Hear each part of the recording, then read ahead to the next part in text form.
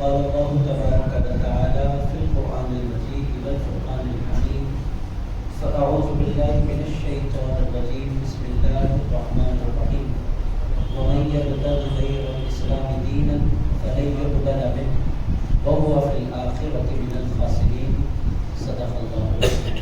وقال الله تبارك وتعالى في شأن حبيبه ونبيه ورسوله إن الله وملائكته يصلون على النبي يا أيها الذين آمنوا صلوا عليه وسلموا تسليما. اللهم صل على محمد وعلى حبيبك سيدنا ومولانا محمد وعلى آله وصحبه ووارث حاله ومظهر كماله وابنه الكريم وولده الشريف الغوث الأعظم والحمد لله رب العالمين. محفل انتشار محفل کے سجانے کا مقصد بڑے پیر روشن ضمیر پیران پیر غوث الاعظم دستگیر قدس سرہ العزیز کو یاد کرنا ہے. عزیزان گرامی قدر اللہ والوں کو یاد کیوں کیا جاتا ہے؟ میرے دوستو بندہ جس کا ذکر کرتا ہے، جس کی باتیں کرتا ہے، جس کی زندگی پر غور کرتا ہے، بندے کے اندر اس کے اثرات بھی پیدا ہونے لگتے ہیں. یہ دنیا کا اصول ہے. عزیزان گرامی قدر اگر آپ کثرت سے مالداروں کی باتیں کریں گے تو آپ کے دل میں بھی مال کی محبت پیدا ہوگی. کثرت سے آپ سیاست کی باتیں کریں گے تو ایک دن آپ کے دل میں یہ جذبہ پیدا ہوگا ایم ایل اے نہیں تو نہیں کم سے کم میں کارپوریٹر ضرور بن جاؤں. چونکہ اگر آپ کا شوق زیادہ ہوگا، دن رات T R S B J P Congress کرتے رہیں گے تو خود بخود وہ کیڑے اندر سے پکاریں گے کہ مجھے بھی کچھ نہ کچھ بن جانا چاہیے. عزیزان گرامی قدر بندہ جس کی بات کرتا ہے اور جس کا ذکر کرتا ہے بندے کے اندر اس کے اثرات خود بخود پیدا ہونے لگتے ہیں. اہل سنت و جماعت کا مزاج کیا ہے؟ عزیزان گرامی قدر یہ مسجدوں میں دنیا داروں کی باتیں کرنے کی محفلیں نہیں سجاتے، غوث اعظم کی محفلیں سجاتے ہیں. عزیزان گرامی قدر بڑے پیر غوث اعظم دستگیر کی مجلسیں کرتے ہیں. چونکہ غوث پاک کا ذکر کیوں ضروری ہے؟ عزیزان گرامی قدر غوث پاک کوئی پیغمبر نہیں ہے. عزیزان گرامی قدر پیغمبر میں اور غیر پیغمبر میں فرق کیا ہوتا ہے؟ جو پیغمبر ہوتا ہے وہ معصوم ہوتا ہے، وہ گناہ کرنا چاہے تب بھی نہیں کر سکتا، وہ گناہ کرنا چاہتے نہیں. اللہ تعالیٰ کو ان کے اندر رکھتا ہی نہیں ہے کہ وہ گناہ کوئی کر سکیں. عزیزان گرامی قدر ان کے نفس کی حفاظت اللہ فرماتا ہے، ان کے کیریکٹر کی حفاظت اللہ فرماتا ہے، ان کے دن و رات کی عبادت اللہ فرماتا ہے. تو وہ اللہ کے چنندہ بندے ہوتے ہیں. اللہ یصطفی من الملائکۃ رسلا. اللہ تعالیٰ فرماتا ہے لوگوں رسول جو ہوتے ہیں وہ الیکشن سے نہیں ہوا کرتے، رسول جو ہوتے ہیں وہ سلیکشن سے ہوا کرتے ہیں. عزیزان گرامی قدر جو رسول ہیں، آپ میں کسی کو رسول نہیں بنا سکتے. عزیزان گرامی قدر رسول بندے نہیں بنایا کرتے، رسول اللہ بنایا کرتا ہے. عزیزان گرامی قدر غوث پاک رسول نہیں ہے. عزیزان گرامی قدر غوث پاک پیغمبر نہیں ہے. غوث اعظم دستگیر پروفٹ نہیں ہے. غوث اعظم دستگیر میسنجر نہیں ہے. مگر عزیزان گرامی قدر ان کا کمال کیا ہے؟ وہ رسول نہیں ہے مگر ان کی پوری عادتیں رسولوں جیسی ہیں. عزیزان گرامی قدر وہ پیغمبر نہیں ہے مگر ان کی پوری زندگی پیغمبرانہ زندگی ہے. میرے دوستوں یہ اسی لیے غوث پاک کا ذکر لوگوں کو سنایا جاتا ہے کہ لوگوں اس دنیا میں وہ رسول بن کر نہیں آئے مگر انہوں نے اپنے نفس کا تزکیہ کیا. وہ رسول بن کر نہیں آئے مگر انہوں نے اپنے کردار کا خیال رکھا. وہ رسول بن کر نہیں آئے مگر انہوں نے اپنے کیریکٹر پر کبھی دھبا لگنے نہیں دیا. وہ رسول بن کر نہیں آئے مگر وہ دنیا میں محو نہیں ہو گئے. وہ رسول بن کر نہیں آئے مگر وہ اللہ سے جڑے رہے. وہ رسول بن کر نہیں آئے مگر ہزاروں لوگوں کو انہوں نے اللہ کی محبت کی طرف مائل کیا. وہ رسول بن کر نہیں آئے مگر اے لوگوں جب بھی کوئی گناہ گار ان کی مجلس میں بیٹھتا تھا تو سچی توبہ کر کے اٹھ جایا کرتا تھا. یہ غوث اعظم دستگیر کا کمال ہے. تو عزیزان گرامی قدر بڑے پیر غوث اعظم دستگیر کی مجلسیں اہل سنت کا یہ دستور ہے کہ انسانوں کو بتلایا جاتا ہے کہ لوگوں یہ خیال رکھو کہ انسان اگر اللہ کو یاد رکھ کے زندگی گزارے. یہ دیکھو غوث اعظم دستگیر کو جب بندہ اللہ کو یاد کرتا ہے تو اللہ بھی بڑا کریم ہے. اللہ کبھی کسی بندے کی محبتوں کو ضائع نہیں کرتا. اللہ کبھی کسی کا اجر ضائع نہیں کرتا. ان اللہ لا یضیع اجر المحسنین. اللہ پاک فرماتا ہے کہ بے شک اللہ نیک لوگوں کے اجر کو ضائع نہیں فرمایا کرتا. عزیزان گرامی قدر بات سیدھی سیدھی ہے. یہ محفلیں اسی لیے ہوتی ہیں کہ دنیا کو پتہ چلے کہ نبی نہ ہونے کے باوجود غوث پاک نے کیسے اللہ کی محبت کے چراغ ہزاروں دلوں میں جلائے اور کیسے غوث اعظم دستگیر نے اپنے آپ کو اللہ کی محبت پر ثابت قدم رکھا اور کیسے غوث اعظم دستگیر نے اپنے آپ کو صراط مستقیم پر چلایا اور دنیا کو بتلایا کہ ایسی بھی زندگی ہو سکتی ہے۔ عزیزان گرامی قدر یہ ہے بڑے پیر غوث الاعظم دستگیر کی ایک مقصد جلسہ جو میں نے آپ کی خدمت میں عرض کر دیا۔ عزیز دوستوں بھائیے، بڑے پیر غوث الاعظم دستگیر کی بارگاہ میں ایک مختصر سی حاضری آپ میرے ساتھ لگا لیجیے گا، پھر اس کے بعد انشاءاللہ تعالی علامہ احمد نقشبندی صاحب بھی تشریف لانے والے ہیں، انشاءاللہ تعالی پھر تفصیل سے آپ حضرت سے ضرور سماعت کریں گے۔ عزیز دوستو، میں اپنی گفتگو کو آگے بڑھانے سے قبل پچھلے سال کی معذرت ضرور چاہوں گا۔ عزیز یونیورسٹی کا ٹائم آگے پیچھے تو ہو نہیں سکتا، میں علامہ ہوں، میں تقریریں کرتا ہوں، کہتے ہیں بھائی آپ کی تقریر آپ کی جگہ، ہمارا کام ختم پر ہے ٹائم۔ تو عزیزان گرامی قدر پی ایچ ڈی سر پڑتا اور چاہتے ہوئے بھی میں آپ کی خدمت میں حاضر نہیں ہو پایا، بہرحال میں امید کرتا ہوں کہ آپ معاف کر دیں گے۔ یقینی طور پر باخبر مسلمان بیٹھے ہیں، معاف کر دیں گے انشاءاللہ۔ آپ بولیں گے ایک سال پرانی بات آپ یاد کیوں دلا رہے ہیں، پھر ہمیں غصے میں لا رہے ہیں۔ عزیزان گرامی قدر غصے میں لانے کے لیے نہیں، غصہ ٹھنڈا کرنے کے لیے عرض کر رہا ہوں۔ بہرحال عزیزان گرامی قدر آ جائیے آج کی باتوں کی طرف۔ عزیز دوستوں، جس دین کے ہم ماننے والے ہیں، میرے دوستوں یہ دنیا کا سب سے بہترین دین، عزیزان گرامی قدر اس سے اچھا کوئی دین نہیں۔ یہ میں نے کہا، اللہ تعالیٰ فرماتا ہے وَمَن يَبْتَغِ غَيْرَ الْإِسْلَامِ دِينًا، اللہ تعالیٰ فرماتا ہے جو کوئی اسلام کے علاوہ کوئی اور دین چاہے۔ بہت سے لوگ اس زمانے میں آپ کو ملیں گے، سپریم پاور تک پہنچنا ہے اور سب سے بڑی طاقت تک ہم کو پہنچنا ہے اور ہم سب کے سب اس کو مانتے ہیں۔ اللہ فرماتا ہے دین اسلام کو چھوڑ کر اللہ کو بندہ لاکھ مانے، اللہ کو اس کا ماننا قبول نہیں ہے۔ اللہ کو اگر کوئی ماننا چاہتا ہے ویسے مانے جیسے رسول اللہ نے بنوایا ہے۔ عزیزان گرامی قدر اللہ کو پہچاننے کا ذریعہ عقل نہیں ہے، اللہ کو پہچاننے کا ذریعہ رسول ہے۔ اسی لیے اللہ فرماتا ہے وَمَن يَبْتَغِ غَيْرَ الْإِسْلَامِ دِينًا، جو کوئی اسلام کے علاوہ کوئی اور دین چاہے، یہ بھی راستہ اللہ کی طرف جاتا ہے، وہ بھی راستہ اللہ کی طرف جاتا ہے، عقل کا راستہ بھی جاتا ہے، فکر کا راستہ بھی جاتا ہے۔ ہم اپنی عقل سے جان لیں گے وہ یونیورس کا پیدا کرنے والا ہے، یہ اس کے اندر تحقیقات ہیں۔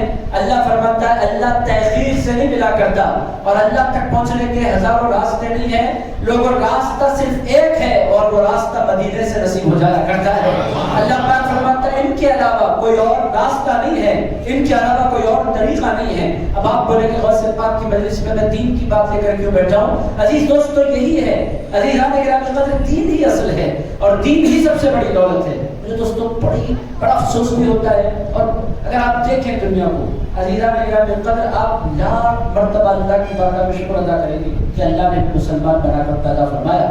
عزیزان گرامی قدر آگے کی منزلیں تو آگے کی ہیں، خوب پرفیوم لگا کر شرٹ پر اور خوب آپ ڈیوڈرنٹس یوز کر کے، بہت سے لوگ آپ دیکھیں ہمارے غیر مسلم بھائی اوپر سے تو مہکتے رہتے ہیں، طہارت کا کانسیپٹ نہیں۔ عزیزان گرامی قدر میں نے دیکھا ایک مرتبہ جلسے کے لیے کرناٹک کا ایک علاقہ ہے ہبلی، وہاں میرا جانا ہوا تو جلسے والوں نے 5 اسٹار ہوٹل میں ٹھہرایا۔ عزیزان گرامی قدر عجیب بات میں نے دیکھی کہ وہاں باتھ روم میں کوئی آپ حیرت زدہ ہوں گے، عزیزان گرامی قدر وہاں باتھ روم میں وہ جو شاور ہوتا ہے ہینڈ شاور یوز کرنے کے لیے نہیں۔ عزیز دوستوں مجھے بڑی حیرت تھی جب میں نے پوچھا آپ لوگوں کے پاس شاور میں، کہتے ہیں ٹیشو رکھا ہے نا، ٹیشو یوز کر لیں۔ عزیزان گرامی قدر میں نے کہا یہ کیسے لوگ ہیں کہ طہارت کا تک ان کے پاس سلیقہ نہیں ہے۔ عزیزان گرامی قدر دوسری طرف اسلام نے کس قدر پاکیزہ ہمیں تعلیمات عطا فرمائی۔ عزیز دوستو مسلمان ہو جانا ہزاروں لاکھوں قسم کی بیماریوں سے بچ جانا ہے۔ عزیزان گرامی قدر دین میں داخل ہو جانا یہ اللہ کا بہت بڑا احسان ہے۔ عزیز دوستو رشتوں کا تقدس کس کے پاس ہے؟ دین میں ہے۔ عزیزان گرامی قدر طہارت کا سارا نظام کس کے پاس ہے؟ دین اسلام میں ہے۔ عزیزان گرامی قدر کھانے پینے کا سلیقہ کس کے پاس ہے؟ اسلام میں ہے۔ میرے دوستو زندگی گزارنے کا طریقہ کس کے پاس ہے؟ اسلام میں ہے۔ عزیزان گرامی قدر دین اسلام کے علاوہ کوئی راستہ نہیں، یہ ہے۔ اب آپ بولیں گے غوث پاک کی مجلس میں آپ دین لے کر بیٹھ گئے۔ عزیزان گرامی قدر ہمارا جو دین ہے، میں چاہتا ہوں کہ غوث پاک کا ذکر بھی آپ کو مل جائے اور ہمارا جو دین ہے اس کی بنیادیں کیا ہیں وہ بھی آپ جان جائیں، تاکہ دونوں قسم کے فائدے آپ کو ان کی مجلس میں نصیب ہو جائے۔ اگر میں چاہوں تو ڈائریکٹلی بڑے پیر کا ذکر کر سکتا ہوں، مگر میں چاہتا ہوں کہ ساتھ میں دین ہے کیا اور اس کے شعبے کتنے ہیں یہ آپ کو پتہ چلے آج کی مجلس میں۔ آپ کو شرط یہ ہے کہ آپ کو میرے ساتھ رہنا پڑے گا، رہیں گے نا انشاءاللہ۔ عزیزان گرامی قدر ہمارا جو دین ہے آپ میں سے بہت سے لوگوں کو نہیں معلوم۔ حضرت امام غزالی نے اپنی پوری زندگی 5 حصوں پر کام کرنے میں لگائی۔ عزیزان گرامی قدر ہمارے دین کا جو دین ہے، یہ ٹوٹلی جو دین ہے وہ 5 حصوں پہ تقسیم ہے، وہ آپ لوگوں میں سے بہت سے لوگوں کو نہیں معلوم۔ عزیزان گرامی قدر وہ 5 حصے دین کے کیا ہیں؟ عزیزان گرامی قدر ہمارے دین کا سب سے پہلا حصہ ہے عقائد، عقیدہ۔ عزیز دوستو عقیدہ درست ہوگا تو پھر عمل درست ہوگا، عقیدے میں گڑبڑ ہے تو پھر لاکھ آپ اچھے اعمال کریں اللہ کی بارگاہ میں قبول نہیں ہے۔ عزیزان گرامی قدر عقیدہ کس کے بارے میں اچھا ہو؟ عقیدہ اللہ کے بارے میں اچھا ہو، عقیدہ رسولوں کے بارے میں اچھا ہو، عقیدہ فرشتوں کے بارے میں اچھا ہو، عقیدہ کتابوں کے بارے میں اچھا ہو، عقیدہ رسولوں کے بارے میں اچھا ہو، عقیدہ قیامت کے بارے میں اچھا ہو، عقیدہ تقدیر کی بھلائی اور برائی کے معاملے میں اچھا ہو، عقیدہ قیامت کے بعد مرنے کے بعد اٹھنے کے بارے میں انسان کا عقیدہ اچھا ہو۔ آپ اس کو آپ تمام حضرات ایمان مفصل کے طور پر اس کو پڑھتے ہیں۔ عزیزان گرامی قدر ہماری عقیدے کی بنیاد ہے آمنت باللہ وملائکتہ وکتبہ ورسلہ والیوم الآخر والقدر خیرہ وشرہ من اللہ تعالی والبعث بعد الموت والبعث۔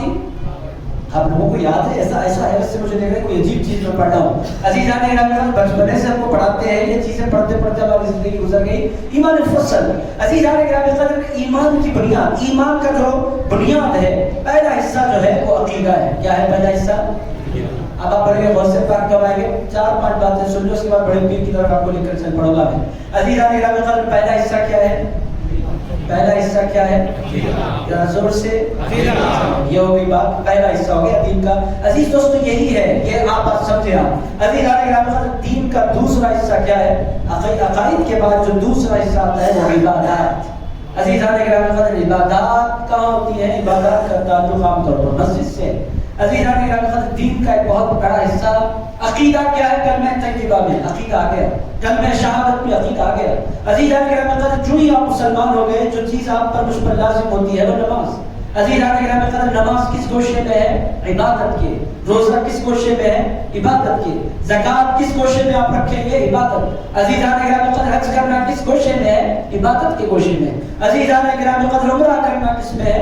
عبادت میں ہے۔ میرے دوستو عبادت کا ایک بہت بڑا شعبہ ہے، یہ 2 شعبے ہو گئے۔ میرے دوستو اگر مسلمان صرف کلمہ پڑھنے والا نہیں ہوتا، صرف نماز پڑھنے والا بھی نہیں ہوتا۔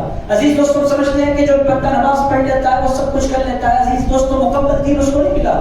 دین کا ایک تیسرا شعبہ بھی ہے عزیز دوستو، وہ کیا ہے؟ وہ ہے معاملات۔ آپ ڈیلنگ کیسے کرتے ہیں؟ آپ سجدے بہت کرتے ہیں مگر لوگوں کو ڈبا دیتے ہیں، آپ اچھے مسلمان نہیں ہیں۔ آپ سجدے بہت کرتے ہیں مگر لوگوں کی زمینیں کھا لیتے ہیں، آپ اچھے مسلمان نہیں ہیں۔ آپ سجدے بہت کرتے ہیں مگر حرام اور حلال میں کبھی فرق نہیں کرتے، آپ اچھے مسلمان نہیں ہیں۔ عزیزان گرامی قدر آپ لوگوں کا قرض لے کر قرض واپس کرنا نہیں چاہتے، آپ اچھے مسلمان نہیں ہیں۔ عزیزان گرامی قدر معاملات انسان کا پاک ہو، یہ بھی دین کا حصہ ہے۔ عزیز دوستو یہ دین کا ٹوٹالٹی میں آپ کی خدمت میں عرض کر رہا ہوں۔ عزیزان گرامی قدر پہلی چیز کیا ہے؟ عقیدہ۔ پہلی چیز کیا ہے؟ عقیدے کی جمع کیا ہے؟ عقائد۔ عقیدے کی جمع کیا ہے؟ آپ بولیں گے آپ کو تقریر کرنے کے لیے کہا ہے، آپ باضابطہ کلاس لے رہے ہیں ہماری، آپ کو اجازت نہیں ہے، مگر میں ابتدا میں لے رہا ہوں، آگے کلاس بالکل آپ کے لیے لوں گا، چونکہ اگر یاد نہیں رکھیں گے آپ، اگر میں نہیں پوچھوں گا تو۔ عزیزان گرامی دین کا پہلا حصہ کیا؟ عقیدہ۔ دوسرا حصہ عبادات۔ دوسرا حصہ تیسرے حصے پر آ جائے، تیسرا حصہ معاملات۔ How do you deal with others؟ یہ ہے آپ دوسروں کے ساتھ ڈیل کیسے کرتے ہیں۔ عزیزان گرامی بہت سے لوگ بہت شریف ہوتے ہیں، مسجد میں پیسے کا معاملات ہی گڑبڑ کر دیتے ہیں۔ عزیزان گرامی ایسے بھی ہوتے ہیں لوگ، اور عزیز دوستو ان کو کیسے معاملات کو انسان کے کیسے پہچانا جا سکتا ہے؟ میرے دوستو 3 طریقے سے انسان کے معاملات کو آپ پہچان سکتے ہیں۔ ایک رشتہ داری کے ذریعے، رشتہ دار اگر کوئی بندہ ہو جائے، کتنا بھی شریف مسجد میں ہو، کتنی تسبیح کیوں نہ پڑھتا ہو، کھل کر آ جاتا ہے سامنے کہ مال کے معاملے میں کتنی گڑبڑ کر رہا ہے۔ عزیزان گرامی دوسرا یہ ہے کہ کسی بندے کے ساتھ بندہ ڈیل یا تو رشتہ داری کرے یا پھر تجارت کرے۔ آپ کتنا ہی شریف آدمی ہو، لین دین جب تجارت کریں گے تو پھر سمجھ میں آ جائے گا بندہ کہ گڑبڑ اس کی نیت کہاں بدلتی ہے، اس کو کیسے۔ عزیز دوستو 500 ہزار روپے کے لیے لوگ ایک دوسرے کو دھوکہ دے دیا کرتے ہیں اور انسان کھل کر آ جاتا ہے۔ عزیز دوستو انسان کی پہچان صرف عبادت۔ بہت سے لوگ دین کیا ہے، بہت سے لوگ سمجھتے ہیں عقیدہ درست کر لو دین مکمل ہو گیا۔ عقیدہ بنیاد ہے، اس کا کوئی انکار نہیں، مگر عزیزان گرامی صرف عقیدے میں دین نہیں۔ میرے دوستو جو دین رسول اللہ لے کر آئے یہ کمال والا دین ہے۔ عزیزان گرامی جو دین رسول اللہ لے کر آئے، عزیز دوستو یہ ایسا دین نہیں ہے کہ ہفتے میں ایک مرتبہ بندہ جمعے کو آئے نماز پڑھ کر نکل جائے۔ عزیزان گرامی جو دین رسول اللہ لے کر آئے ہیں وہ دین 24 گھنٹے کے لیے انسان کو مسلمان بنا کر رکھنے والا دین ہے۔ عزیز دوستو، آپ کی جلوت کو بھی پاک کرتا ہے، آپ کی خلوت کو بھی پاک کرتا ہے، آپ کے معاملات کو بھی یہ دین پاک کیا کرتا ہے۔ عزیز دوستو، کتنے حصے ہو گئے دین کے؟ کتنے حصے ہو گئے؟ عقائد، عبادات، معاملات کی گڑبڑ میں نے آپ کی خدمت درس کر دی ہے۔ بڑے بڑے شریف لوگ، میرے دوستو شیطان کیا کرتا ہے وہ بھی آپ کی خدمت درس کرتا ہوں۔ عزیزان گرامی قدر، آپ بولیں گے غوث پاک کب آئیں گے؟ یہ وعدہ خلافی ہو رہی ہے، تھوڑا سا صبر کر لے، آ جائیں گے بڑے پیر کی بارگاہ میں۔ عزیزان گرامی قدر، چوتھا حصہ دین کا وہ کیا ہے؟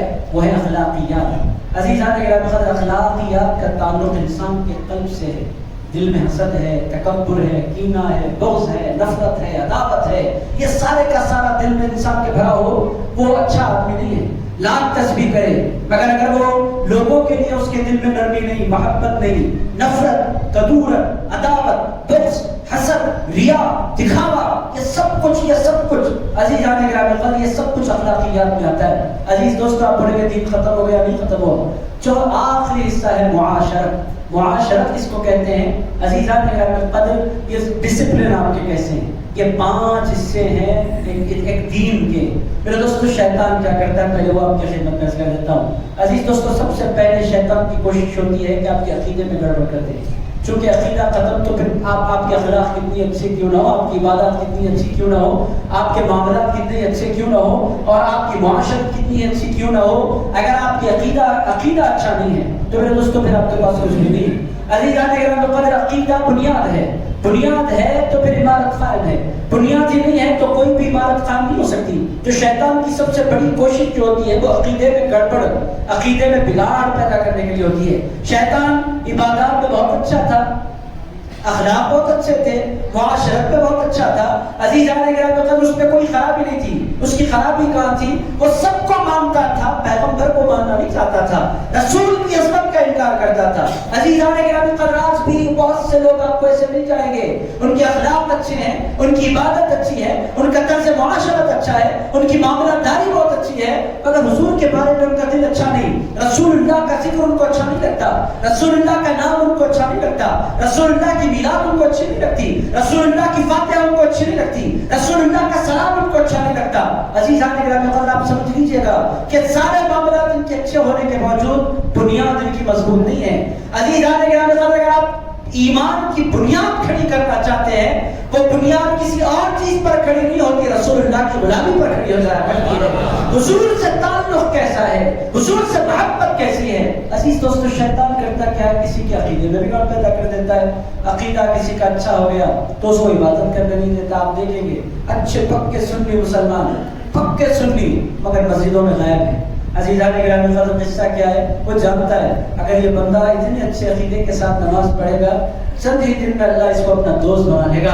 عزیزان گرامی قدر، کوشش شروع کرتا ہے شیطان کی اس کی عبادت میں گڑبڑ پیدا کر دی جائے۔ میرے دوستو، آپ دیکھیں گے کہ بہت سے لوگ خاندانی پکے سچے سنی مسلمان، اگر عزیزان گرامی قدر مسجدوں سے دور، عبادت سے دور، اللہ سے دور، تسبیح سے دور، ذکر سے دور، درود سے دور، تلاوت سے دور، قرآن سے دور، عزیزان گرامی قدر اہل اللہ کی مجلسوں سے دور، میرے دوستو عقیدہ بہت اچھا، عبادت میں کمزوری، شیطان یہاں گڑبڑ کر دیتا ہے۔ بہرحال عزیزان گرامی قدر، یہ 5 شعبے ہیں، میں امید کرتا ہوں کہ آپ ان کو یاد رکھیں گے انشاءاللہ۔ میرے دوستو، آپ اپنے آپ کا پھر تقریر ختم ہو جانے کے بعد، گھر جانے کے بعد آپ جائزہ لیجیے اپنا کہ میرا عقیدہ کیسا ہے، میری عبادت کیسی ہے، میرے اخلاق کیسے ہیں، میرے معاملے کیسے ہیں، میری معاشرت کیسی ہے۔ یہ میں نہیں بول سکتا، کہ ہر بندے کو اپنا جائزہ لینے کی ضرورت ہے۔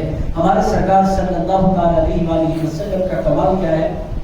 عزیزان گرامی قدر، عقیدہ تو خیر حضور کی پوری ذات ہی ان کی عقیدہ ہے۔ عزیزان گرامی قدر، حضور نے عبادت لائی تو لاجواب، عزیزان گرامی قدر، حضور معاملہ داری کے حوالے سے لاجواب، رسول اللہ علیہ السلام اخلاق کے اعتبار سے بے مثال، معاشرت کے اعتبار سے رسول اللہ کا کوئی آپ کو ثانی نظر نہیں آتا ہے۔ میرے دوستو، یہ تو تمہیدی گفتگو تھی، میں امید کرتا ہوں کہ ان 5 گوشوں کو آپ یاد رکھیں گے۔ دین کا ایک حصہ پکڑ کر بیٹھ جانا نادانی ہے اور اپنے آپ کو فیل کر لینا ہے۔ دین کے اسی لیے اللہ تعالیٰ فرماتا ہے ادخلوا فی السلم کافہ، اللہ فرماتا ہے اسلام میں داخل ہو جاؤ تو کسی ایک شعبے میں داخل نہ ہو جانا۔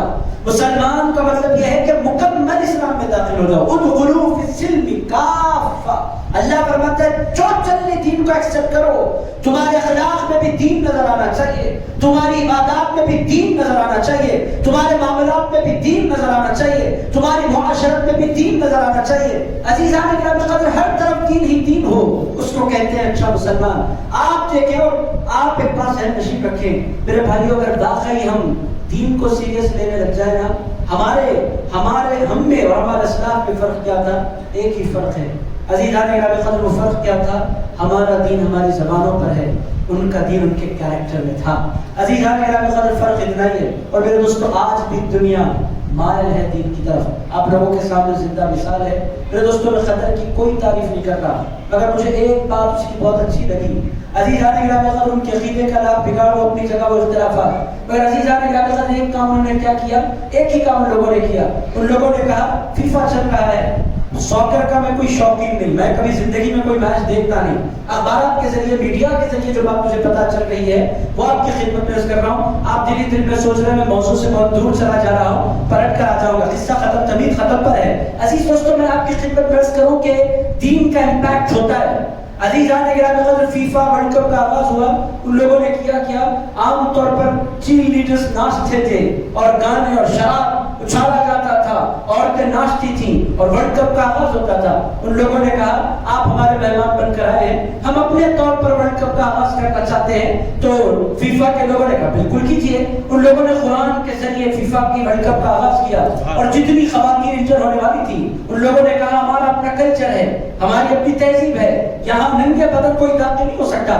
چادریں پاٹ دی اور ساری عورتوں نے چادریں اوڑھ لی اور کہا کہ ہمارے پاس اتنے دن کے لیے، 22 دن کے لیے شراب پر ہم نے پابندی لگا رکھی ہے، کوئی بندہ شراب نہیں پی سکتا۔ عزیزان گرامی قدر، میں آپ کی خدمت میں عرض کروں کہ پہلے ہی دن صرف افتتاحی تقریب کے بعد 850 غیر مسلم اسلام کا کلمہ پڑھ کر مسلمان ہو گئے۔ عزیزان گرامی قدر، کیا ان لوگوں نے پیش کیا دین کو۔ عزیز دوستو، اور جو ناچتے گاتے شراب گندگی میں جو رہتے ہیں، جب اس گندگی سے کوئی نکل کر اسلام کی طرف دیکھتا ہے، میرے دوستو آپ سمجھتے ہیں کہ شراب پینے والا اپنی زندگی سے خوش رہتا ہے تو آپ کی غلط فہمی ہے۔ گندگی، بے حیائی، ناچنے گانے والا اپنی زندگی سے خوش رہتا ہے تو عزیزان گرامی قدر وہ خوش نہیں رہتا، وہ دلدل میں پھنستا چلا جاتا ہے۔ عزیزان گرامی قدر، کوئی ایسا ہو جو اس کو سمجھائے۔ عزیز دوستو، پھر بندہ پلٹ کر آتا ہے، اور میرے دوستو جب بندہ اللہ کے حضور سجدے میں اپنا سر زمین پر رکھ دیتا ہے، بندے کو ایسا محسوس ہوتا ہے کہ پوری کائنات کی دولت اللہ نے اس کے ہاتھ میں رکھ دی ہے۔ عزیزان گرامی قدر، یہ ایک مثال ہے۔ عزیزان گرامی قدر، یہ ٹوٹیلٹی کی ایک مثال میں نے آپ کی خدمت میں رکھ دی ہے۔ اب آپ کی ذمہ داری بھائی بڑے پیر غوث اعظم دستگیر کی بارگاہ میں حاضری لگاتے ہیں، جن کا ذکر سننے کے لیے آپ بھیجے ہیں۔ آپ دل میں بول رہے ہیں، آپ نے تبلیغی میں ہمارے 20-25 منٹ کھا لیے، غلط ہے۔ عزیزان گرامی قدر، ناانصافی کے لیے معذرت۔ اب آئیے غوث اعظم دستگیر کی بارگاہ میں حاضری لگاتے ہیں۔ عزیزان گرامی قدر، غوث اعظم دستگیر کا انفلوئنس کس پر رہا؟ عزیز دوستو، بڑے پیر جس سوسائٹی میں تشریف لائے، عزیزان گرامی قدر، عباسی پیریڈ تھا، بغداد شریف میں وہ کیپٹل تھا۔ عراق کا کیپٹل جو بغداد ہے، وہ صرف عراق کا کیپٹل نہیں تھا، بغداد پوری اسلامی سلطنت کا کیپٹل تھا۔ ہمارا کیپٹل جیسے انڈیا ہے، ہمارے سارے معاملات انڈیا میں طے ہوتے ہیں، پارلیمنٹ ہمارا انڈیا میں دلی میں ہے۔ عزیزان گرامی قدر، انڈیا کا جو کیپٹل ہے وہ دلی۔ عزیز دوستو، سلطنت عباسیہ کا جو کیپٹل تھا وہ بغداد تھا۔ خلیفہ مسلمانوں کا کہا رہتا تھا بغداد میں۔ عزیزان گرامی قدر، اللہ تعالیٰ نے بڑے پیر کو کس مقام کی طرف بھیجا؟ بغداد شریف کی طرف۔ عزیز دوستو، جو مقام کیپٹل ہوتا ہے وہاں اولیاء اللہ زیادہ محنت کرتے ہیں۔ کیوں؟ سارے عمرا وہاں ہوتے ہیں، سارے بادشاہ وہاں ہوتے ہیں، سارے منسٹرز وہاں ہوتے ہیں۔ اسی لیے آپ دیکھیں گے جتنے اولیاء پورے ہندوستان میں آپ کو دلی میں نظر آئیں گے، کہیں اور نظر نہیں آئیں گے۔ بڑے بڑے اکابر اولیاء آپ کو دلی میں نظر آتے ہیں۔ عزیزان گرامی قدر، قطب الدین بختیار کاکی دلی میں ہے، نظام الدین اولیاء محبوب الہی دلی میں ہے، حضرت نصیر الدین چراغ دلی میں ہے۔ عزیزان گرامی قدر، اور بڑے بڑے اکابر اولیاء اللہ آپ دیکھیں، آپ جانیں وہاں جائیں تو 22 خواجگان الگ الگ بڑے بڑے خواجہ دلی میں آرام فرما رہے ہیں۔ کیوں؟ میرے دوستو، حیدرآباد میں اتنے اولیاء اللہ کیوں ہیں؟ چونکہ یہ بھی کیپٹل تھا، نظام سلطنت کا کیپٹل تھا، اسی لیے کثرت سے اولیاء اللہ ہے۔ اولیاء اللہ کثرت سے کیوں آئے؟ عزیزان گرامی قدر، جو کیپٹل ہوتا ہے اس کا امپیکٹ پورے کنٹری پر ہوتا ہے۔ عزیزان گرامی قدر، غوث اعظم دستگیر کو اللہ تعالیٰ نے اپنے کام کے لیے اور اپنے دین کی اشاعت کے لیے کسی اور مقام پر نہیں بھیجا، بغداد شریف کی طرف بھیجا. اور غوث اعظم دستگیر نے کمال کیا. میرے دوستوں غوث پاک کا جو امپیکٹ تھا، امپیکٹ کیا تھا، میں اپنی خدمت میں عرض کروں. میرے دوستوں تقریر کی مجلس میں بیٹھے ہیں، عزیزان کرام، آپ زور سے بھی سبحان اللہ بولیں، باہر تک آواز نہیں جائے گی. غوث پاک کا امپیکٹ کیا تھا میں آپ کو بتلاؤں. عزیز دوستوں، بڑے پیر غوث اعظم دستگیر جب تقریر کرنے کے لیے بیٹھتے، وقت کا بادشاہ مستعصم باللہ، اس کا نام خلیفہ، اپنے محل کی چھت پر کھڑا ہے، اور عزیزان کرام قدر ایک آواز گونجی، بہت بڑی آواز گونجی، پورا بغداد دہل گیا. تو اس نے کہا کیا ہو گیا، اتنی بڑی آواز، دھماکہ، یہ کیا ہے؟ تو بادشاہ کے ساتھ جو اس کے رفقا ہوتے ہیں، اس کے امراء ہوتے ہیں بادشاہ کے ساتھ، ان لوگوں نے کہا آپ کو خبر ہونی چاہیے، کچھ بھی نہیں ہوا. بڑے پیر غوث اعظم دستگیر تقریر کر رہے تھے، تقریر کے دوران غوث پاک کو چھینک آئی، تو بڑے پیر نے اپنی آواز میں الحمدللہ کہا. مجمع نے جواب میں یرحمک اللہ کہا. جب مجمع نے یرحمک اللہ کہا تو پورا بغداد دہل گیا.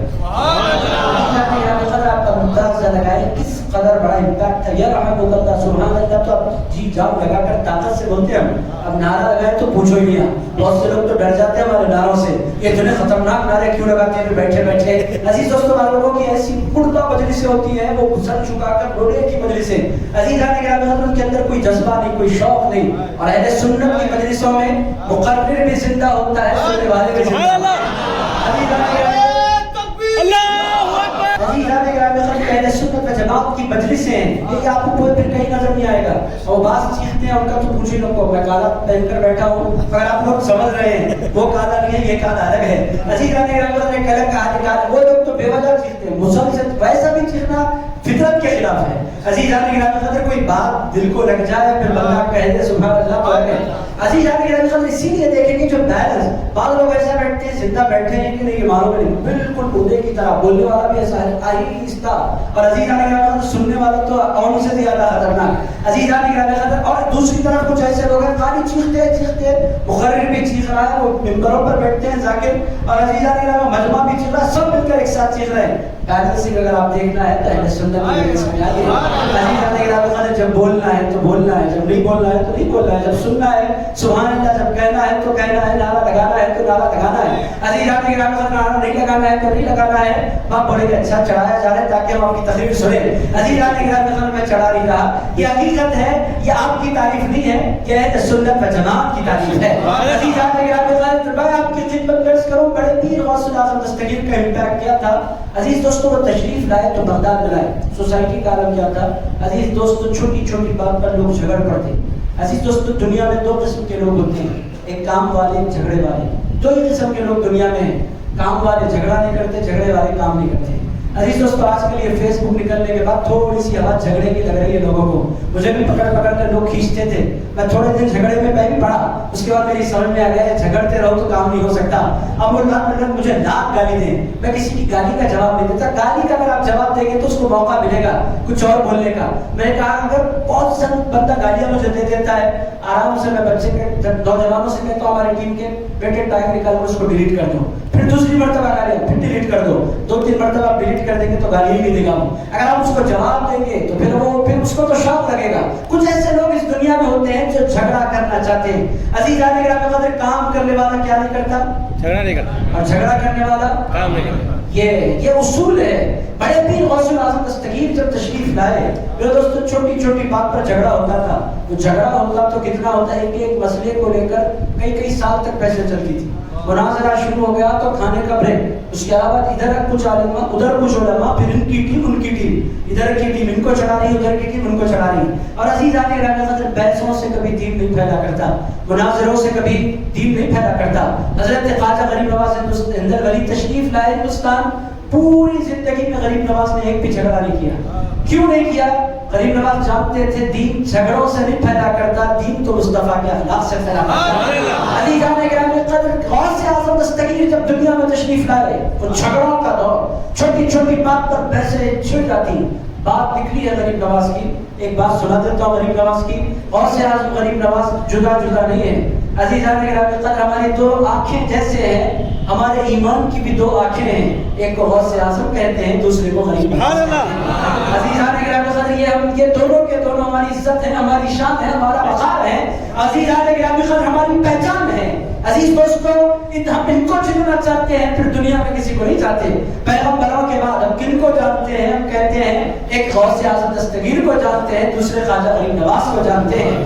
عزیز دوستو، ہماری پہچان ہے یہ دونوں شخصیتیں، جھگڑا نہیں کرتے۔ ایک مثال آپ کی خدمت میں رکھتا ہوں، پھر آگے بڑھتے ہیں۔ غوث پاک کا امپیکٹ کیا ہے؟ عزیزان گرامی قدر ایک بندہ آیا، کہاں سے نکلا، چھوٹی ریکارڈنگ نہیں ہے، لائف چل رہا ہے، کوئی بڑی ڈیل نہیں۔ عزیزان گرامی قدر میں آپ کی خدمت میں عرض کروں، آیا ایک بندہ کشمیر سے، اور وہ تھا برہمن۔ کہاں پہنچا؟ اجمیر۔ کیوں پہنچا؟ اپنی پوری کتابیں لے کر پہنچا۔ اس واسطے پہنچا کہ غریب نواز کام بہت کر رہے ہیں، اور دیکھتے ہی دیکھتے ہزاروں کی تعداد میں لوگ مسلمان ہو رہے ہیں۔ پہنچ گیا اجمیر، غریب نواز کے پاس کئی دن کا سفر کر کے آیا۔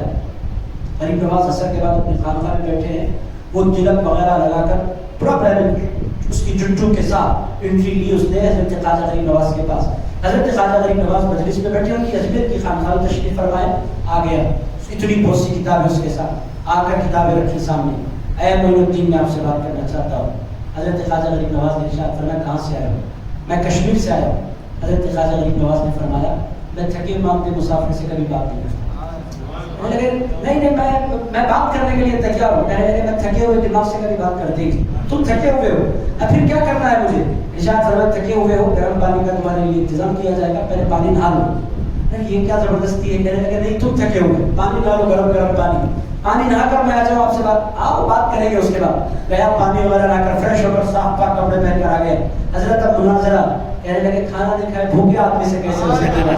کھانا کھا لو میرے ساتھ۔ ارے یہ کیا زبردستی ہے، آپ سے لڑنا چاہتا ہوں۔ نہیں لڑائی ہو ہی نہیں سکتی، بھوکے سے کیا؟ بھوکا زیادہ غصے میں آ جایا کرتا ہے، بھوکے سے بات نہیں ہو سکتی، کھانا کھانا پڑے گا۔ اچھا میں کھا لیتا ہوں، نہیں ادھر ادھر نہیں کھا سکتے، آپ کو میرے ساتھ کھانا کھانا پڑے گا۔ بلا لیا اس کو اپنے ساتھ بٹھایا، دال ڈال کر اس کو کھانا کھلایا۔ وہ بول رہا ہے کہ میں ان سے نفرت کر رہا ہوں، یہ میرے دشمن، میں ان کو سمجھ رہا ہوں، اور یہ دیکھے تو عجیب محبت کا مجھ سے سلوک کر رہے ہیں۔ اور فرمایا تھا کہ گوشت نہیں بنے گا، ہمارے پاس مہمان آیا ہوا ہے جو گوشت نہیں کھاتا، ماंس نہیں کھاتا، خیال رکھا اس کا۔ عزیزان گرامی قدر، اس نے اب سمجھ میں نہیں آیا کیا بنو، اس کو بڑی محبت سے کھانا کھلایا۔ کھانا کھلانے کے بعد اس نے کہا، حضرت آپ نے کہا پانی نہا لو، نہا لیا، آپ نے کہا کھانا کھا لو، کھا لیا، اب تو بھی کریے نا بحث۔ کہنے لگے نیند ہی نہیں ہوئی، آپ کی بحث کیسے ہو سکتی ہے؟ آپ کی بغیر نیند کے بندہ بات کیسے کر سکتا ہے؟ اس نے کہا حضرت یہ کیا زبردستی ہے؟ کہنے لگے آپ کو آرام سے سونا پڑے گا ہماری خانقاہ میں۔ میں کہیں بھی سویا تو نہیں، آپ مہمان ہیں ہمارے پاس سونا پڑے گا۔ اور مریدین سے کہا اس کا پورا خیال رکھو، آرام سے بستر لگاؤ، خوب آرام سے اس کو سلاؤ۔ عزیز دوستو، جی بھر کر سویا۔ اب فجر کے بعد حضرت خواجہ غریب نواز کے پاس آیا، ارشاد فرمایا، حضرت اب مناظرہ، ناشتہ، پہلے ناشتہ پھر مناظرہ۔ عزیز نے اس نے کہا یہ تو عجیب قصہ ہو رہا ہے، اچھی بات ہے ناشتہ کر لو تو حضرت ناشتے کے بعد پکا، کہنے لگا آ جاؤ ناشتے کے بعد دیکھیں گے۔ ناشتہ اس کو کروایا گیا، حضرت ناشتہ بھی کرا ہو گیا۔ کہنے لگے ہمارے پاس خانقاہ میں کم سے کم 3 دن ہمارے پاس بندہ جو بھی آتا ہے مہمان رہتا ہے، آپ 3 دن ہمارے پاس رہ دو، بار بار میرے پاس بتاؤ، 3 دن کے بعد آپ جو موضوع پر بات کرنا چاہے میں کرنے کے لیے تیار ہوں۔ 3 دن تک آپ کو آرام کرنا ہے۔ اس کو 3 وقت اپنے پاس کھانا کھلایا، آرام سے رکھا، اتنا خیال رکھا، اتنی محبت کی۔ 3 دن گزر گئے، 3 مکمل دن گزر جانے کے بعد اب وہ نہیں آیا، پیچھے بیٹھا ہے، تقریر سن رہا ہے، غریب نواز کی نصیحتیں سن رہا ہے۔ غریب نواز نے اس سے فرمایا، پھر اس کو بلاؤ، مناظرہ کرنا چاہتا تھا، آؤ یہاں بات کرتے ہیں۔ کہنے لگا کون سی بات؟ تو کتابیں لے کر آئے تھے، کون سی کتاب؟ ارے وہ تمہارے پاس کتابیں ہیں نا؟ حضرت سب کتابیں میں نے قربان کر دی ہے، جو دشمنوں سے اتنا پیار کرتا ہے وہ دوستوں سے کتنا پیار کرتا ہے۔ مجھے اب بحث نہیں کرنی ہے، آپ بحث، کہنے لگے بحث نہیں کرنی، پھر کرنا کیا ہے؟ ارشاد فرمایا آپ کے نانا کا کلمہ پڑھ کر مسلمان ہو جائے۔ عزیزان گرامی قدر، یہ دین ہے، دین پیسوں سے نہیں پھیلتا، دین اخلاق سے پھیلا کرتا ہے۔ حضرت پیر غوث اعظم دستگیر کا امپیکٹ کیا؟ عزیزان گرامی قدر، جھگڑے پورے عروج پر تھے۔ غوث پاک نے اس زمانے میں بغداد میں انٹری لی، چھوٹی چھوٹی بات پر ایسے جھگڑتے، حنفی شافعیوں سے لڑتے، شافعی حنبلیوں سے لڑتے، حنبلی مالکیوں سے لڑتے۔ عزیزان گرامی قدر، جبکہ سب کے سب سنی ہیں۔ عزیزان گرامی قدر، اشعری ماتریدی سے لڑتے، ماتریدی اشعری سے لڑتے، چھوٹی چھوٹی باتوں پر لمبے زمانے تک جھگڑے ہوتے۔ بڑے پیر غوث اعظم دستگیر ایسے زمانے میں تشریف لاتے ہیں۔ اور عزیزان گرامی قدر، غوث پاک کا کمال کیا ہے میرے دوستو؟ غوث پاک کی ایک مجلس ایسی تھی کہ جو ان کی مجلس میں بیٹھ جاتا تھا وہ قیامت تک کے لیے رسول اللہ کا عاشق بن جاتا تھا۔ عزیزان گرامی قدر، بڑے پیر غوث اعظم دستگیر پوری دنیا کو حضور کے عشق کے جام پلایا کرتے تھے. اور عزیز دوستو غوث پاک کا کمال کیا. میرے دوستو میں تقریر کر رہا ہوں آپ کی مرضی سے.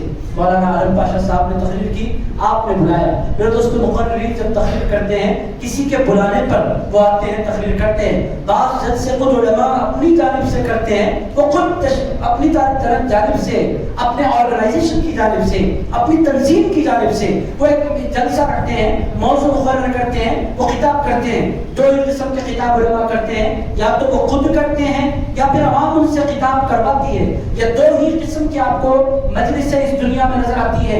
میں بول رہا ہوں آپ کی مرضی سے یا میں بولوں گا اپنی مرضی سے, یہ دو ہی باتیں ہیں, تیسرا کوئی آپشن نہیں. مگر عزیزان گرامی قدر, غوث اعظم دستگیر کس کو کہتے ہیں؟ بڑے پیر غوث اعظم دستگیر فرماتے ہیں 40 سال کے قریب میری عمر ہو گئی تھی, میں نے زندگی میں ایک تقریر بھی نہیں کی. پھر کیا ہوا؟ حضرت پیران پیر ارشاد فرماتے ہیں میرے پاس دو ہستیاں, میں جاگتے بیٹھا تھا. عزیز دوستو یہ بات بڑے غور کرنے لائق ہے. بہت سے لوگ اس کو خواب کی بات بتلاتے ہیں. بڑے پیر نے کبھی نہیں فرمایا کہ میں نے سوتے ہوئے دیکھا. غوث پاک فرماتے ہیں میں جاگتے ہوئے بیٹھا تھا, میرے سامنے دو ہستیاں ایک ساتھ تشریف لائی. عزیزان گرامی قدر, کیا ایسے ممکن ہے؟ عزیزان گرامی قدر, وہ دو ہستیاں کون تھی؟ حضرت پیران پیر ارشاد فرماتے ہیں ایک نبیوں کے سردار تھے, دوسرے ولیوں کے سردار. ایک محمد رسول اللہ تھے, دوسرے علی گل المرتضیٰ شیر خدا تھے. دو ہستیاں میرے پاس تشریف لائی. عزیزان گرامی قدر, کیا یہ ممکن ہے؟ عزیز دوستو, پوری دنیا ایک بہت بڑا امام ہے, امام جلال الدین سیوطی ان کا نام, آپ لوگوں نے ان کا نام سن رکھا ہے, مصر میں ان کا مزار مبارک ہے. امام جلال الدین سیوطی, جتنے علماء تشریف فرما ان سے کسی سے بھی پوچھ سکتے ہیں, جامع نظامیہ ہو یا دنیا کا کوئی مدرسہ, تفسیر کی سب سے پہلی جو کتاب پڑھائی جاتی ہے اس تفسیر کا نام ہے تفسیر جلالین. اس تفسیر کو جلال الدین سیوطی, جلال الدین محلی, دو بزرگوں نے لکھا ہے. جلال الدین سیوطی تفسیر میں بہت بڑا نام, جلال الدین سیوطی کی در منصور بہت مشہور معروف تفسیر, جلال الدین سیوطی تاریخ پر بڑی گہری نظر رکھنے والے, جلال الدین سیوطی حدیث پہ کمال رکھنے والے, اور سیرت پر ان کا بہت بڑا کام. جلال الدین سیوطی ایک بہت بڑا نام ہے. عزیزان گرامی قدر, جلال الدین سیوطی کون ہے؟ حضرت امام جلال الدین سیوطی فرماتے ہیں کہ لوگوں, میری زندگی میں نے 75 مرتبہ سر کی آنکھوں سے رسول اللہ کا دیدار کیا. عزیزان گرامی قدر, اولیاء اللہ سر کی آنکھوں سے جاگنے کی حالت میں اپنے سرکار کا دیدار کر لیا کرتے ہیں. عزیزان گرامی قدر, ان کو حضوری نصیب ہو جاتی ہے رسول اللہ علیہ السلام کے دربار کی. حضرت پیران پیر غوث اعظم دستگیر فرماتے ہیں دو ہستیاں میرے پاس تشریف لائیں, ایک رسول اللہ تھے, دوسرے علی گل المرتضیٰ شیر خدا تھے. تشریف لانے کے بعد کیا ارشاد فرمایا؟ ارشاد فرمایا آئے عبد القادر تقریر کیوں نہیں کرتی؟ حضرت پیران پیر غوث اعظم دستگیر سے حضرت آقا کائنات علیہ السلام نے پوچھا آئے عبد القادر تقریر کیوں نہیں کرتے؟ حضرت پیران پیر غوث اعظم دستگیر قدس سرہ العزیز نے کیا یا رسول اللہ, میں عجمی ہوں اور اہل عراق عربی ہیں, حضور میں کیسے ان کے درمیان خطاب کروں؟ ارشاد فرمایا عبد القادر میں تمہیں حکم دیتا ہوں کہ تقریر کرو. میرے سرکار کیسے؟ ارشاد فرمایا اپنا منہ کھولو. حضرت پیران پیر غوث اعظم دستگیر نے اپنا منہ کھولا, جو ہی منہ کھولا رسول اللہ علیہ السلام نے حضرت پیران پیر کے منہ میں 7 مرتبہ اپنا لعاب دہن ڈالا. اس کے بعد ارشاد فرمایا اے علی آپ آ جاؤ. حضرت علی شیر خدا آ گیا, عرض کیا حضور کیا کرنا ہے؟ ارشاد فرمایا عبد القادر جیلانی یہ تمہارا پوتا ہے, اس کے منہ میں اپنا بھی لعاب دہن ڈالو. عزیزان گرامی قدر, مولا علی شیر خدا کرم اللہ تعالی کریم نے 6 مرتبہ اپنا لعاب دہن, اپنا تھوک مبارک حضرت پیران پیر غوث اعظم دستگیر کے حق میں ڈالا. اس کے بعد وہ دونوں کے دونوں تشریف لے گئے. عزیزان گرامی قدر, اسی لیے پیران پیر فرمایا کرتے تھے لوگوں جب میں بولتا ہوں ظاہر میں نظر آتا ہوں, مرضی محمد رسول اللہ. عزیزان گرامی قدر, جب پیران پیر غوث اعظم دستگیر بولتے تھے تو ظاہر میں غوث اعظم دستگیر ہوتے تھے, باطن میں حضرت مولا علی شیر خدا ہوا کرتے تھے. عزیزان گرامی قدر, یہ بڑے پیر غوث اعظم دستگیر ہیں, غیر معمولی. غوث پاک فرماتے ہیں جب وہ دونوں ہستیاں میرے پاس سے تشریف لے گئیں, ظہر سے پہلے کا میں ظہر کے بعد میں ظہر میں مسجد پہنچا, ظہر کے بعد میں نے لوگوں سے کہا لوگوں بیٹھ جاؤ, میں تم سے بات کرنا چاہتا ہوں. ارشاد فرماتے ہیں چھوٹی مسجد کم لوگ, اگر جو ہی میں نے کلام کرنا شروع کیا مسجد کھچا کچ بھر گئی. لوگوں نے کہا حضرت جگہ کم پڑ رہی ہے، ہم جامع مسجد جائیں گے۔ حضرت پیران پیر فرماتے ہیں میں جامع مسجد منتقل ہو گیا، اس کے بعد کی مجلس میں نے جامع مسجد میں کی، بغداد کی۔ آج جہاں غوث اعظم دستگیر کا مزار مبارک ہے وہ بغداد کی جامع مسجد ہے۔ آپ کو دو گنبد نظر آتے ہیں، ایک وائٹ گنبد ہے، ایک بلو گنبد ہے۔ بغداد شریف کا آپ لوگوں نے یقینی طور پر فوٹوز میں دیکھا ہوگا، جو وائٹ گنبد ہے وہ غوث پاک کی مسجد کا گنبد ہے، اور جو بلو گنبد ہے وہ غوث پاک کے روضے کا گنبد مبارک ہے۔ عزیزان گرامی قدر، بڑے پیر جامع مسجد تشریف لے گئے، اللہ گواہ ہے جامع مسجد کھچاکچ بھر گئی۔ لوگوں نے کہا سرکار جامع مسجد کم پڑ رہی ہے، غوث پاک نے فرمایا آئندہ میری مجلس جو ہوگی وہ عیدگاہ میں ہوگی۔ عزیزان گرامی قدر، اس کے بعد یہ مجمع عیدگاہ پہنچا۔ میرے دوستو، غوث پاک جب عیدگاہ میں منبر پر رونق افروز ہوئے، پہلا خطاب عیدگاہ میں فرمایا، عیدگاہ بھر گیا۔ اور عزیز دوستو، سارے لوگوں نے کہا سرکار جگہ کم پڑ رہی ہے۔ بڑے پیر نے فرمایا پھر بغداد کے آؤٹسکرٹس میں کہیں ایسا مقام تعین کیا جائے جہاں بہت بڑا میدان ہو۔ عزیز دوستو، پھر غوث پاک جب بھی خطاب کرنے کے لیے بیٹھتے، کم سے کم سننے والوں کی تعداد 70,000 ہو جایا کرتی تھی۔ عزیز دوستو، یہ کیا تھا؟ بڑے پیر غوث اعظم دستگیر کا جتنا انفلوئنس ان کی اپنی حیات میں اور ان کے وصال مبارک کے بعد اس دنیا پر ہوا، دنیا میں کسی شخصیت کا نہیں ہوا۔ میرے دوستو، دنیا میں کوئی ایسا قدیم نہیں بیٹھا کہ وہ بار بار خطاب کرے، اور وہ جب بھی خطاب کرنے کے لیے بیٹھے 1,00,000 لوگ اس کی تقریر میں موجود ہو جائیں۔ زندگی کا سب سے بڑا اچیومنٹ ہوتا ہے کسی عالم کے لیے کہ اس کی تقریر میں 20,000 لوگ جمع ہو گئے، 25,000 لوگ جمع ہو گئے، وہ فوٹوز اٹھا کر رکھ لیتا ہے، فلاں دن میری تقریر میں اتنے 1,000 لوگ جمع تھے۔ زندگی بھر کا ایک آنر بن جاتا ہے۔ غوث پاک سال میں 1 مرتبہ نہیں، ہفتے میں 3 مرتبہ لاکھوں لوگوں کو مخاطب فرمایا کرتے تھے۔ پوری دنیا سے مسلمان بڑے پیر غوث اعظم دستگیر کی خدمت میں آ جایا کرتے تھے، اور میرے دوستو صرف عوام نہیں آتے تھے، غوث پاک کی ہر مجلس میں کم سے کم 400 اولیاء اللہ موجود رہتے تھے، اور عزیزان گرامی قدر 1,000 سے زائد علماء موجود رہتے تھے۔ عزیز دوستو، بہرحال غوث اعظم دستگیر کا بہت بڑا امپیکٹ ہے امت پر۔ اب غوث پاک نے کس شعبے پہ کام کیا؟ عزیزان گرامی قدر، پہلا شعبہ ہے، اس کا پہلا شعبہ کیا تھا؟ عقائد۔ کون سا شعبہ تھا پہلا؟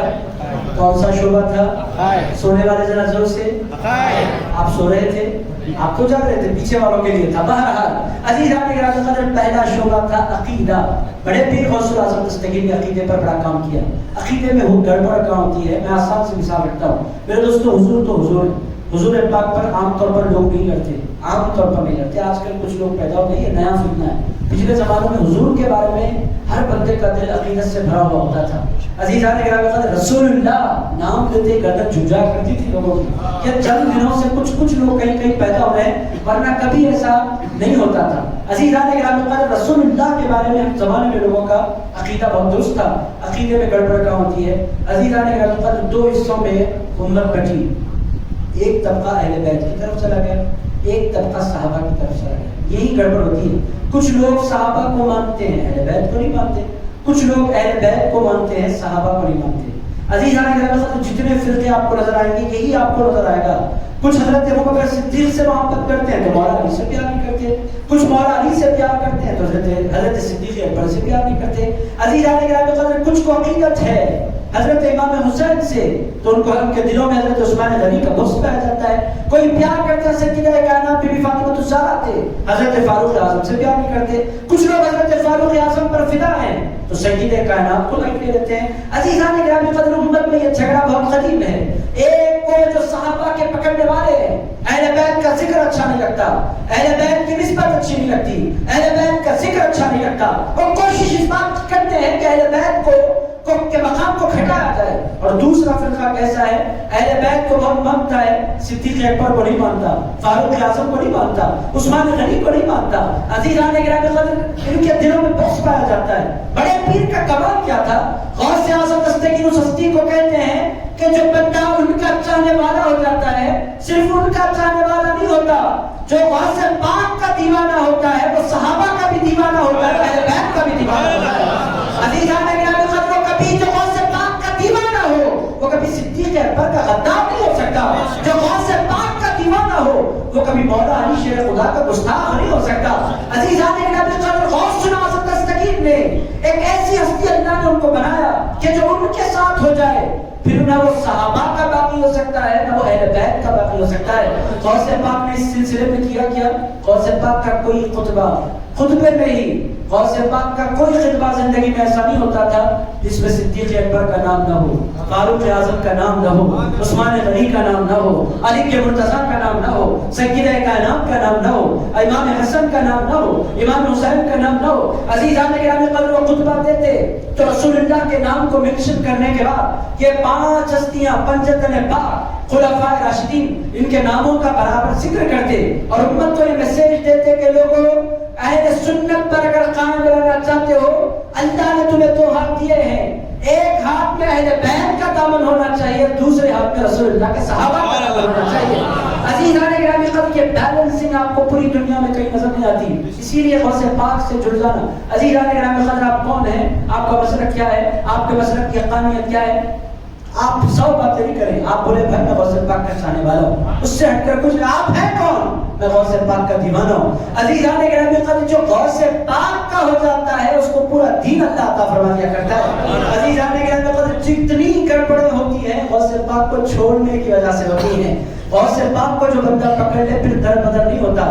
جس کے ہاتھ میں غوث پاک کا دامن ہے میرے دوستوں، وہ ایک دامن نہیں ہے، پوری دنیا میں جتنے اولیاء اللہ پیدا ہوئے جس کے ہاتھ میں غوث پاک کا دامن ہے پوری دنیا کے سارے اولیاء اللہ کا دامن ہے. عزیزان گرامی جو غوث پاک کا ہو گیا اس کو صرف غوث پاک نہیں ملتے، جو غوث پاک کا ہو گیا غوث پاک کے بعد جتنے اولیاء اللہ ہے وہ بھی اس سے محبت کرتے ہیں. غوث پاک سے اوپر جتنے اولیاء اللہ ہے وہ بھی اس بندے سے پیار کرتے ہیں جو غوث پاک کا دیوانہ ہو جایا کرتا ہے. غوث پاک ایک ایسی ہستی ہے کہ نیچے والے بھی ان سے پیار کریں، اوپر والے بھی ان سے پیار کریں. عزیزان گرامی قدر یہ محبوب سبحانی ہیں اور محبوب حبیب خدا ہیں.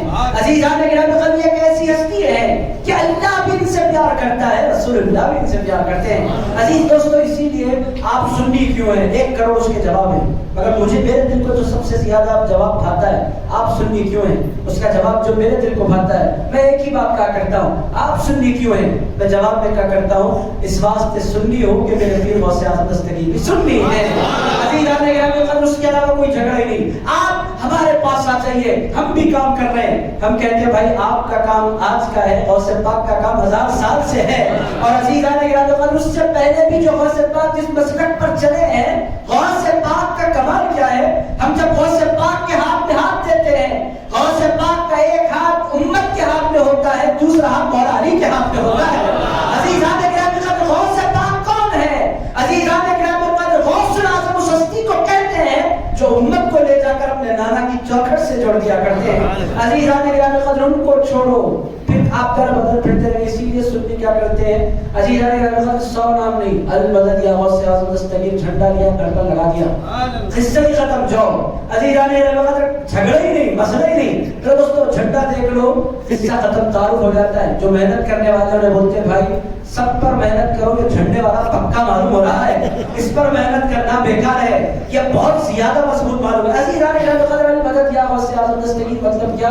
میرا مسلک وہ جو غوث اعظم کا مسلک ہے، میرا مشرق وہ جو غوث اعظم کا مشرق ہے، میری جماعت وہ جو غوث اعظم کی جماعت ہے، میرا عقیدہ وہ جو غوث اعظم دستگیر کا عقیدہ ہے. میں ماننے والا ہوں عقائد کا، جن عقائد کو غوث اعظم دستگیر نے مانا ہے. میں جی رہا ہوں غوث پاک کے طریقے پر، میدان محشر میں اٹھوں گا کسی اور کے ساتھ نہیں اٹھوں گا. ندا دے گا منادی حشر میں یوں قادریوں کو، کدھر ہے قادری کر لے نظارہ غوث اعظم کا. یہ ہے ریالٹی. عزیزان گرامی قدر یہ ہے غوث پاک کو کیوں چاہتے ہیں. عزیزان گرامی قدر عقائد کے معاملے میں اپنی عقل لے کر آپ چلے گئے نا 100 لوگ 100 عقیدے. ہر زمانے میں ایک نیا آج کل ایک بیٹھ رہا ہے ٹپیکل یوٹیوب پر، سر پر ٹوپک پر نہیں ہے، میرے دوستوں پھر ہزاروں میں اس کے ویوز آ رہے ہیں، عجیب عجیب باتیں کر رہے ہیں. میرے دوستوں میں کسی کی قیمت نہیں کرنا چاہتا، مگر ہوتا کیا ہے بندے بیٹھتے کب ہیں؟ میری تحقیق، میری ریسرچ. عزیزان گرامی قدر ہم کہتے ہیں بھائی تحقیق اپنی مت کیجئے، اس تحقیق پر آنکھ بلکہ بھروسہ کیجئے جو تحقیق غوث اعظم دستگیر نے کی ہے. کیوں؟ غوث اعظم دستگیر اپنی مرضی سے نہیں بولتے. عزیزان گرامی قدر اس کائنات میں ایک ہستی ہے جو اللہ کی مرضی سے کہتی ہے، اس ہستی کو رسول اللہ کہتے ہیں. اور ایک ہستی ہے جو رسول اللہ کی مرضی سے کہتی ہے، اس ہستی کو پیران پیر غوث اعظم دستگیر. अजीज़ान गिरामी अल्लाह की मर्जी से बोलने वाले को रसूल अल्लाह की मर्जी से बोलने वाले को पीराने पीर कहते हैं। अजीज़ान गिरामी जो बोले हुजूर के इस्म से, जो बोले रसूल अल्लाह के हुक्म से, जो बोले रसूल अल्लाह की ख्वाहिश से, जिसका बोलना हुजूर की अता से हो, उसको छोड़कर कोई टाई लगा कर खड़ा है उसके पीछे चल पड़े। अजीज़ान गिरामी क्या क्लैपिंग, क्या धूम। अजीज़ान गिरामी खैर बेचारा मारे फिर रहा था, बड़ी मुश्किल से फीफा मिला, जल्दी है सो इज्जत बाहर हुई लंबे जमाने के बाद। अजीज़ान गिरामी वरना दर बदर मुझे अंदाजा हो गया था कब हुआ था। अजीज़ान गिरामी जब उसने कहा मोइनुद्दीन चिश्ती एक आम से इंसान थे, कोई उनका कारनामा नहीं है, मैंने कहा गरीब नवाज के खिलाफ बोलने वाला कहीं भी रह सकता है, हिंदुस्तान में तो नहीं रह सकता। अजीज दोस्तों, समंदर में रहकर मगर से बैर नहीं ले सकते। अजीज आने ये उसूल है, हिंदुस्तान में रहकर ख्वाजा की चौखट से टकराना मौत को दावत देना है। अजीज आने हकीकत यही है। आप इधर उधर बोलिए 100 चैप्टर नंबर जिंदगी भर चलते थे, चैप्टर भी और 100 और आयत भी वर्सेस भी, अगर अजीज आने इंसान अपनी हैसियत देखकर हाथ डालना, आपको मालूम ही नहीं है, कुछ भी आप जाकर उतनी बड़ी जगह जंक्शन में हाथ डाल रहे हैं, फिर करंट लग जाता और ऐसा भयानक लगता है कि उनके बाहर हो जाते, बाप का जनाजा नसीब नहीं होता। मेरे दोस्तों, मैं किसी की जीवन नहीं करता, मगर जो अहलुल्लाह का अदब नहीं करे, अल्लाह वालों का पास न करे, अहलुल्लाह का इकराम जिनके दिलों में न हो, अज़ीज़ान गिरामी फिर उनका क्या ख्याल किया जाए, फिर उनका क्या इकराम किया जाए। बहरहाल अज़ीज़ान गिरामी मैं तेजी से बातें समेटता हूँ। अजीज दोस्तों, इम्पैक्ट बड़े पीर गौसुल आज़म दस्तगीर का अकीदे पर हुआ, बहुत गहरा हुआ। बड़े पीर गौसुल आज़म दस्तगीर ने बड़ा गहरा असर छोड़ा अकीदे पर। पूरी दुनिया के सारे फिरकों का गौसे आज़म दस्तगीर बज़ात खुद एक जवाब बन गए। अज़ीज़ान गिरामी गौसे आज़म दस्तगीर आपकी एक पहचान बन गए, गौसे आज़म दस्तगीर आपकी दलील बन गए। इसीलिए आप देखें मक्का मस्जिद हैदराबाद में मौजूद है, चंद दिन पहले वो निकाला गया। अज़ीज़ान गिरामी मक्का मस्जिद में भी बहुत गड़बड़ हो रही थी। आज से 60-70 साल पहले हिंदुस्तान नया नया आज़ाद हुआ, हर फिरका ये चाहता था कि मक्का मस्जिद के मिंबर पर वो खुद खड़ा हो जाए और मक्का मस्जिद हमें मिल जाए, ऐसी कोशिश थी लोगों की। तो उस्मान अली पाशा जिंदा थे, हिंदुस्तान नया नया आज़ाद हुआ था, निज़ाम सल्तनत गिरी थी, ताज़ा लोग गए उनके पास, जाकर कहा बड़ी मुश्किल हो रही है मेहराब और मिंबर को बचाना, क्या करना है। वो बड़ा अक्लमंद उस्मान अली पाशा, उस्मान यूनिवर्सिटी जो बनाई, उन्होंने कहा झगड़े किस बात के, शिया रहे हमारी, राफिया रहे हमारी, नासबिया रहे हमारी और दीगर फिरके, हर बंदा ये चाहता है कि मक्का मस्जिद का मिंबर उसको मिल जाए। उन्होंने कहा 100 काम नहीं करो, मक्का मस्जिद के मेहराब के अंदर एक नाम लिखकर लगा दो। उन्होंने कहा वो नाम क्या है, हजरत अबू बकर सिद्दीक का। कहने लगे सिद्दीक अकबर का नाम लगाओ तो शिया नहीं आएंगे, मगर फिर ये दूसरा फिरका मैं नाम नहीं ले सकता, मेरी अपनी मजबूरी में नाम ले लेता तकरीरों में, मैं डरता नहीं हूँ कि आप समझेंगे मैं उनसे डरता हूँ। अजीज़ान गिरामी दिल टूट जाता है, बहुत से लोग बैठते मजलिसों में, उनका मैं दिल तोड़ना नहीं चाहता, गैर वो जो है उनको भी मेरी तकरीरें सुनते हैं। तो उन्होंने कहा अगर सिद्दीक अकबर का नाम लगाएंगे तो शिया भागेंगे, मगर वो आ जाएंगे। कहने लगे फिर क्या मौला अली का नाम लगाते, कहने लगे शिया आ जाएंगे, फिर बड़े मसाइल हो गए। अरे फिर कोई एक नाम ऐसा हो जो लगा दो तो कोई नहीं आए और फिरका भाग जाए। उस्मान अली पाशा ने कहा 100 नाम नहीं लगाओ, एक नाम लगाओ, अल मदद या गौसे आज़म। एक नाम लगा दो, हर फिरका इनके नाम से जलता है और हर सुन्नी इनके नाम से प्यार किया गया। अज़ीज़ान गिरामी वो नाम परसों तक था, अब निकला परसों मैंने हाजिरी दी जुमे के मौके पर, तो मैंने देखा नाम का वो कतबा शायद कलर के हमारे मस्जिद में निकला, मैंने बहुत बड़ा फ्रेम लगा था, उस पर पर्दा पड़ा था और सुन्नी मुसलमानों की अकीदत भी आप देखें, मैं खुद उसकी हाजिरी देता रहा। अज़ीज़ान गिरामी करते क्या लोग पर्दा उठाकर उस फ्रेम को चूम लेते हैं जिसमें गौसे पाक का नाम लिखा हुआ है, मैंने भी बाहर चूमा है। अज़ीज़ान गिरामी एक नाम है जो अकीदे की हिफाजत का ज़ामिन है। मेरे दोस्तों, गौसे पाक ये पहचान है, बहुत मशहूर मारूफ रिवायत। अज़ीज़ान गिरामी एक धोबी था, गौसे पाक का इंतकाल कर गया, फरिश्ता है मर रब्बुका, उसने कहा गौसे पाक का धोबी हूँ। फरिश्तों ने कहा ये पहले आपने सुना मर रब्बुका, मैं गौसे पाक का धोबी हूँ। ये क्या बात हुई भाई, माँ दीनुका, मैं गौसे पाक का धोबी हूँ। फरिश्तों ने 2 जवाब टिपिकल दिया अल्लाह ताला की बारगाह में। फरिश्ते हाजिर हुए, मौला एक इंतहाई टिपिकल केस आया है, सवाल हो तो जवाब मिलता है, हमारी जिंदगी में ऐसे ही होता है। मर रब्बुका रब्बी अल्लाह, हाय हाय लादरी, माँ दीनुका दीनी अल इस्लाम, ये जवाब होता है। दूसरा जवाब होता है hayhat लादरी, अफसोस अफसोस मैं नहीं जानता मेरा दीन क्या है। ऐ परवरदिगार, आज पहली मर्तबा दोनों जवाबों से हटकर एक तीसरा जवाब आ गया है। अल्लाह ताला ने फरमाया वो क्या है, कहने लगे मैं उससे पूछ रहा हूँ तेरा रब कौन है, तो कहता है गौसे पाक का धोबी हूँ। और तेरा दीन क्या है, तो कहता है गौसे पाक का धोबी हूँ। ऐ अल्लाह ये केस हमारी समझ में नहीं आया। अल्लाह ताला ने फरमाया वो जवाब इशारे में दे रहा है कि मैं गौसे पाक का नाम ले रहा हूँ, तो जो रब गौसे आज़म का है वही रब मेरा है, और जो दीन गौसे आज़म का है वही दीन میرا ہے. جب اس نے غوث اعظم کو مان لیا اس پر عذاب نہیں ہو سکتا, جنت کے دروازے اس کی قبر میں کھول دیا جائے. بہت سے لوگ اس کو لاجیکل باتیں کا سمجھتے ہیں. عزیز دوستی اس میں بڑی لاجک ہے کہ اس نے اپنا عقیدہ, اپنا نظریہ, اپنی پہچان اس نے رکھی. اس نے کہا جو غوث پاک تھا وہ میرا, میں نے ان کو مانا, جو وہ منواتے چلے جائیں میں مانتا چلا جاتا ہوں. عزیزان اکرام کا غوث اعظم کا امپیکٹ عقائد پر ہوا اور بہت گہرا ہوا. میرے دوستو, غوث پاک کا جو بندہ دامن چھوڑ دیتا ہے کسی نہ کسی نئے فرقے کو جوائن کر لیتا ہے. میری آنکھوں کے سامنے میں نے, اسی لیے ہمارے پاس اہل اللہ اس قدر یہ جو بزرگ ہیں, بے وجہ وہ فاتحہ کرو, گیارہویں کرو, جھنڈا لگاؤ, نیاز کرو, اہتمام کرو, یہ اتنا سب کچھ کیوں ہوتا ہے؟ میرے دوستو, یہ نیاز اصل نہیں ہوتی, پیغام اصل ہوتا ہے. بچہ پوچھتا ہے یہ اتنا اہتمام کیوں ہو رہا ہے؟ آج غوث پاک کی گہرائی ہے. یہ غوث پاک کون ہے؟ عزیزان گرامی, کیوریوسٹی پیدا ہوتی ہے انسان کے اندر, جاننے کا جذبہ پیدا ہوتا ہے, اور عزیز دوستو پھر اس کی برکتیں انسان کو نصیب ہوتی ہیں. تو غوث پاک کا امپیکٹ عقائد پر بہت گہرا رہا. یہ پہلی بات. عزیزان گرامی, دین کا دوسرا حصہ معاملہ داری. عزیزان گرامی, دین کا دوسرا حصہ عبادات. بڑے پیر غوث اعظم دستگیر نے جیسی عبادتیں کی اللہ کی کم لوگ ہوں گے. عزیز دوستو, بڑے پیر غوث اعظم دستگیر نے اپنی زندگی کے 40 سال ایسے گزارے, عشاء کے وضو سے بڑے پیر نے فجر کی نماز پڑھی. اور غوث اعظم دستگیر نے بدلا دیا کہ لوگوں, صوفی بے نمازی نہیں ہوتا, صوفی تو نمازی. سبحان اللہ. آج کل جتنے لوگ انگوٹیاں, مالا, گڑبڑا دیکھ رہے ہیں نا, عزیز دوستو سب کا قصہ ختم کر دیا غوث پاک نے. نہیں میں پیر ہوں. پیرانے پیر نے فرمایا تم پیر ہے تو میں پیرانے پیر ہوں. جب پیرانے پیر ہو کر نماز نہیں چھوڑتا تو چھوٹا موٹا پیر ہو کر نماز کیسے چھوڑ سکتا ہے؟ اور نماز چھوڑتا نہیں, نماز چھوڑنے کی دعوت دیتا ہے. ایک صاحب نے تو کہا میں نماز پڑھ لیتا ہوں, جب بھی نماز پڑھنا کعبے کو چلے جاتا ہوں. تو ان کے مریدوں نے مجھ سے کہا نماز نہیں پڑھتی کعبے کو جاتے ہیں, ہر نماز میں. میں نے کہا نماز کے لیے حضرت کعبے کو جاتے ہیں تو کھانے کے لیے بھی جانے کے لیے بولیے. کھانا 3 وقت دن میں ہمارے دسترخوان پر, اور نماز سیدھا کعبے میں. عزیزان گرامی, کی گڑبڑ ہے. یہ انسان کی پہچان ہے. میرے دوستوں, بڑے پیر نے عبادت کی, قرآن کو اپنی زندگی کا مرکز بنایا. عزیزان گرامی قدر, غوث اعظم دستگیر نے زندگی پر آپ لوگوں کو حیرت ہوگی. آپ لوگ اگر نہیں جانتے تو آپ جانیں, بڑے پیر غوث اعظم دستگیر روزانہ تجوید کی کلاسز لیتے تھے, قرآن کا فن پڑھاتے تھے. قرآن پڑھا کیسے جاتا ہے؟ ولیوں کے سردار تھے. آج میرے پاس کوئی تجوید پڑھنے کے لیے, میں اس کو بولوں گا بیٹے میرے پاس ٹائم نہیں ہے, مجھے بڑا کام کرنا ہے.